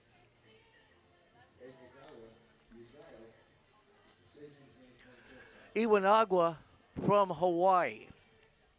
And Eli, a freshman, 6 foot, 170 pounder from Milani, Hawaii. And I will not butcher the name of the high school he went to. Suffice to say, he is a talent. Kamehameha High School. Is that how you talk to your kids? All right. The right-hander, good numbers, 1-0, ERA of 180. He's worked in short relief, his 8th appearance. He's worked 5 innings, just allowed 1 run, 3 hits, struck out 8, walked 3. Iwanaga working first to Frankie Carney, or a pinch hitter. No, it'll be Carty. Then Reyes, and probably Felstad. Iwanaga. 6-foot freshman working to the redshirt junior Carney. Carney's been a busy guy. A lot of fly balls hit to him, 4 or 5 out in right field. Single, doubled, scored the lone anteater run. One time they got him on a strikeout.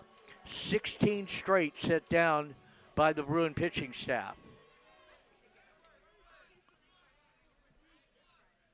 Iwanaga, the 6th Bruin pitcher of the night. And he works a pitch that will miss high and away, ball 1. Bruins won 11-1 at Jackie Robinson Stadium earlier this month. That one almost hit him. It didn't. He spun out of there, 2-0 to Kearney. That was 3 weeks ago, back on May 10th.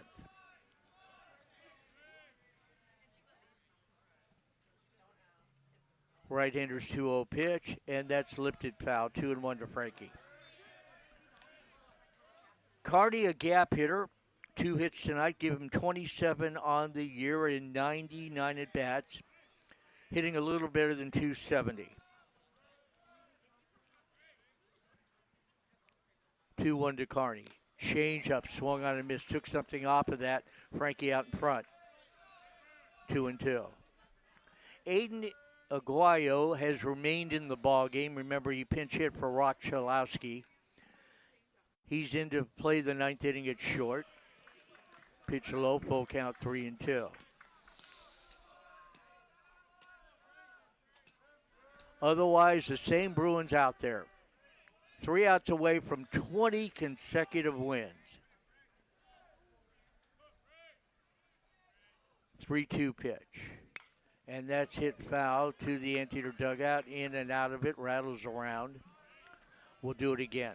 Anteaters again, 3 crucial games. I think they're crucial with Davis. Anteaters 3-6 in league play, Alex. You have to win your home series to get to the tournament. If they get there, they'll be a tough out. 3-2, bounce to the hole, and it will skip through into right field. Phoenix Call was playing close to the bag at second. He hit it right through the 3-4 hole. Not much on it, but Kearney found the space. Good hitters hit him where you can't catch him. Frankie's 3rd hit of the night. He has half the Anteater hits. They had 5 hits the first 3 innings. And that's their first base runner since 2 out in the 3rd. Alonzo Reyes, a walk, an RBI single, and a strikeout. Iwanaga works him and pours in a strike, 0-1. Philstad on deck. We should see Theo Kim, barring a double play. Took over for Dylan Hillman at second. 0-1 pitch. Change up, bounce to first, and foul. 0-2. Absolutely no wind here. And I think the rain has subsided, or there's just a drop or two coming down.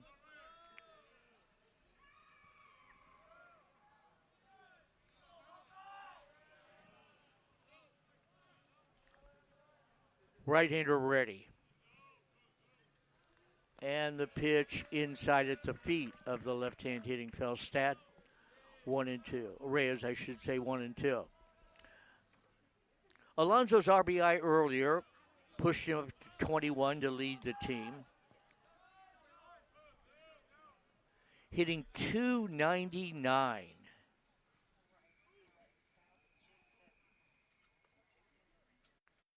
Next one is bounced toward short. They'll go to second for 1, and Call turns it to first. Dug out by Lavu. Aguayo short-hopped the ball, threw it in close proximity with something on it to Phoenix Call. Phoenix with quick hands caught it and quickly pivoted to first. Threw accurately but a little bit low and dug out by Lavu. Bruins turn a pretty double play, and that was not easy. The base runner right on top of Phoenix. He hung in there, and LeVue on the other end dug it out. 6-4-3. And the Anteaters down to their final out. First pitch to Zach Philstad, rolled foul, 0-1. Anteaters will drop to 11-17 on the year.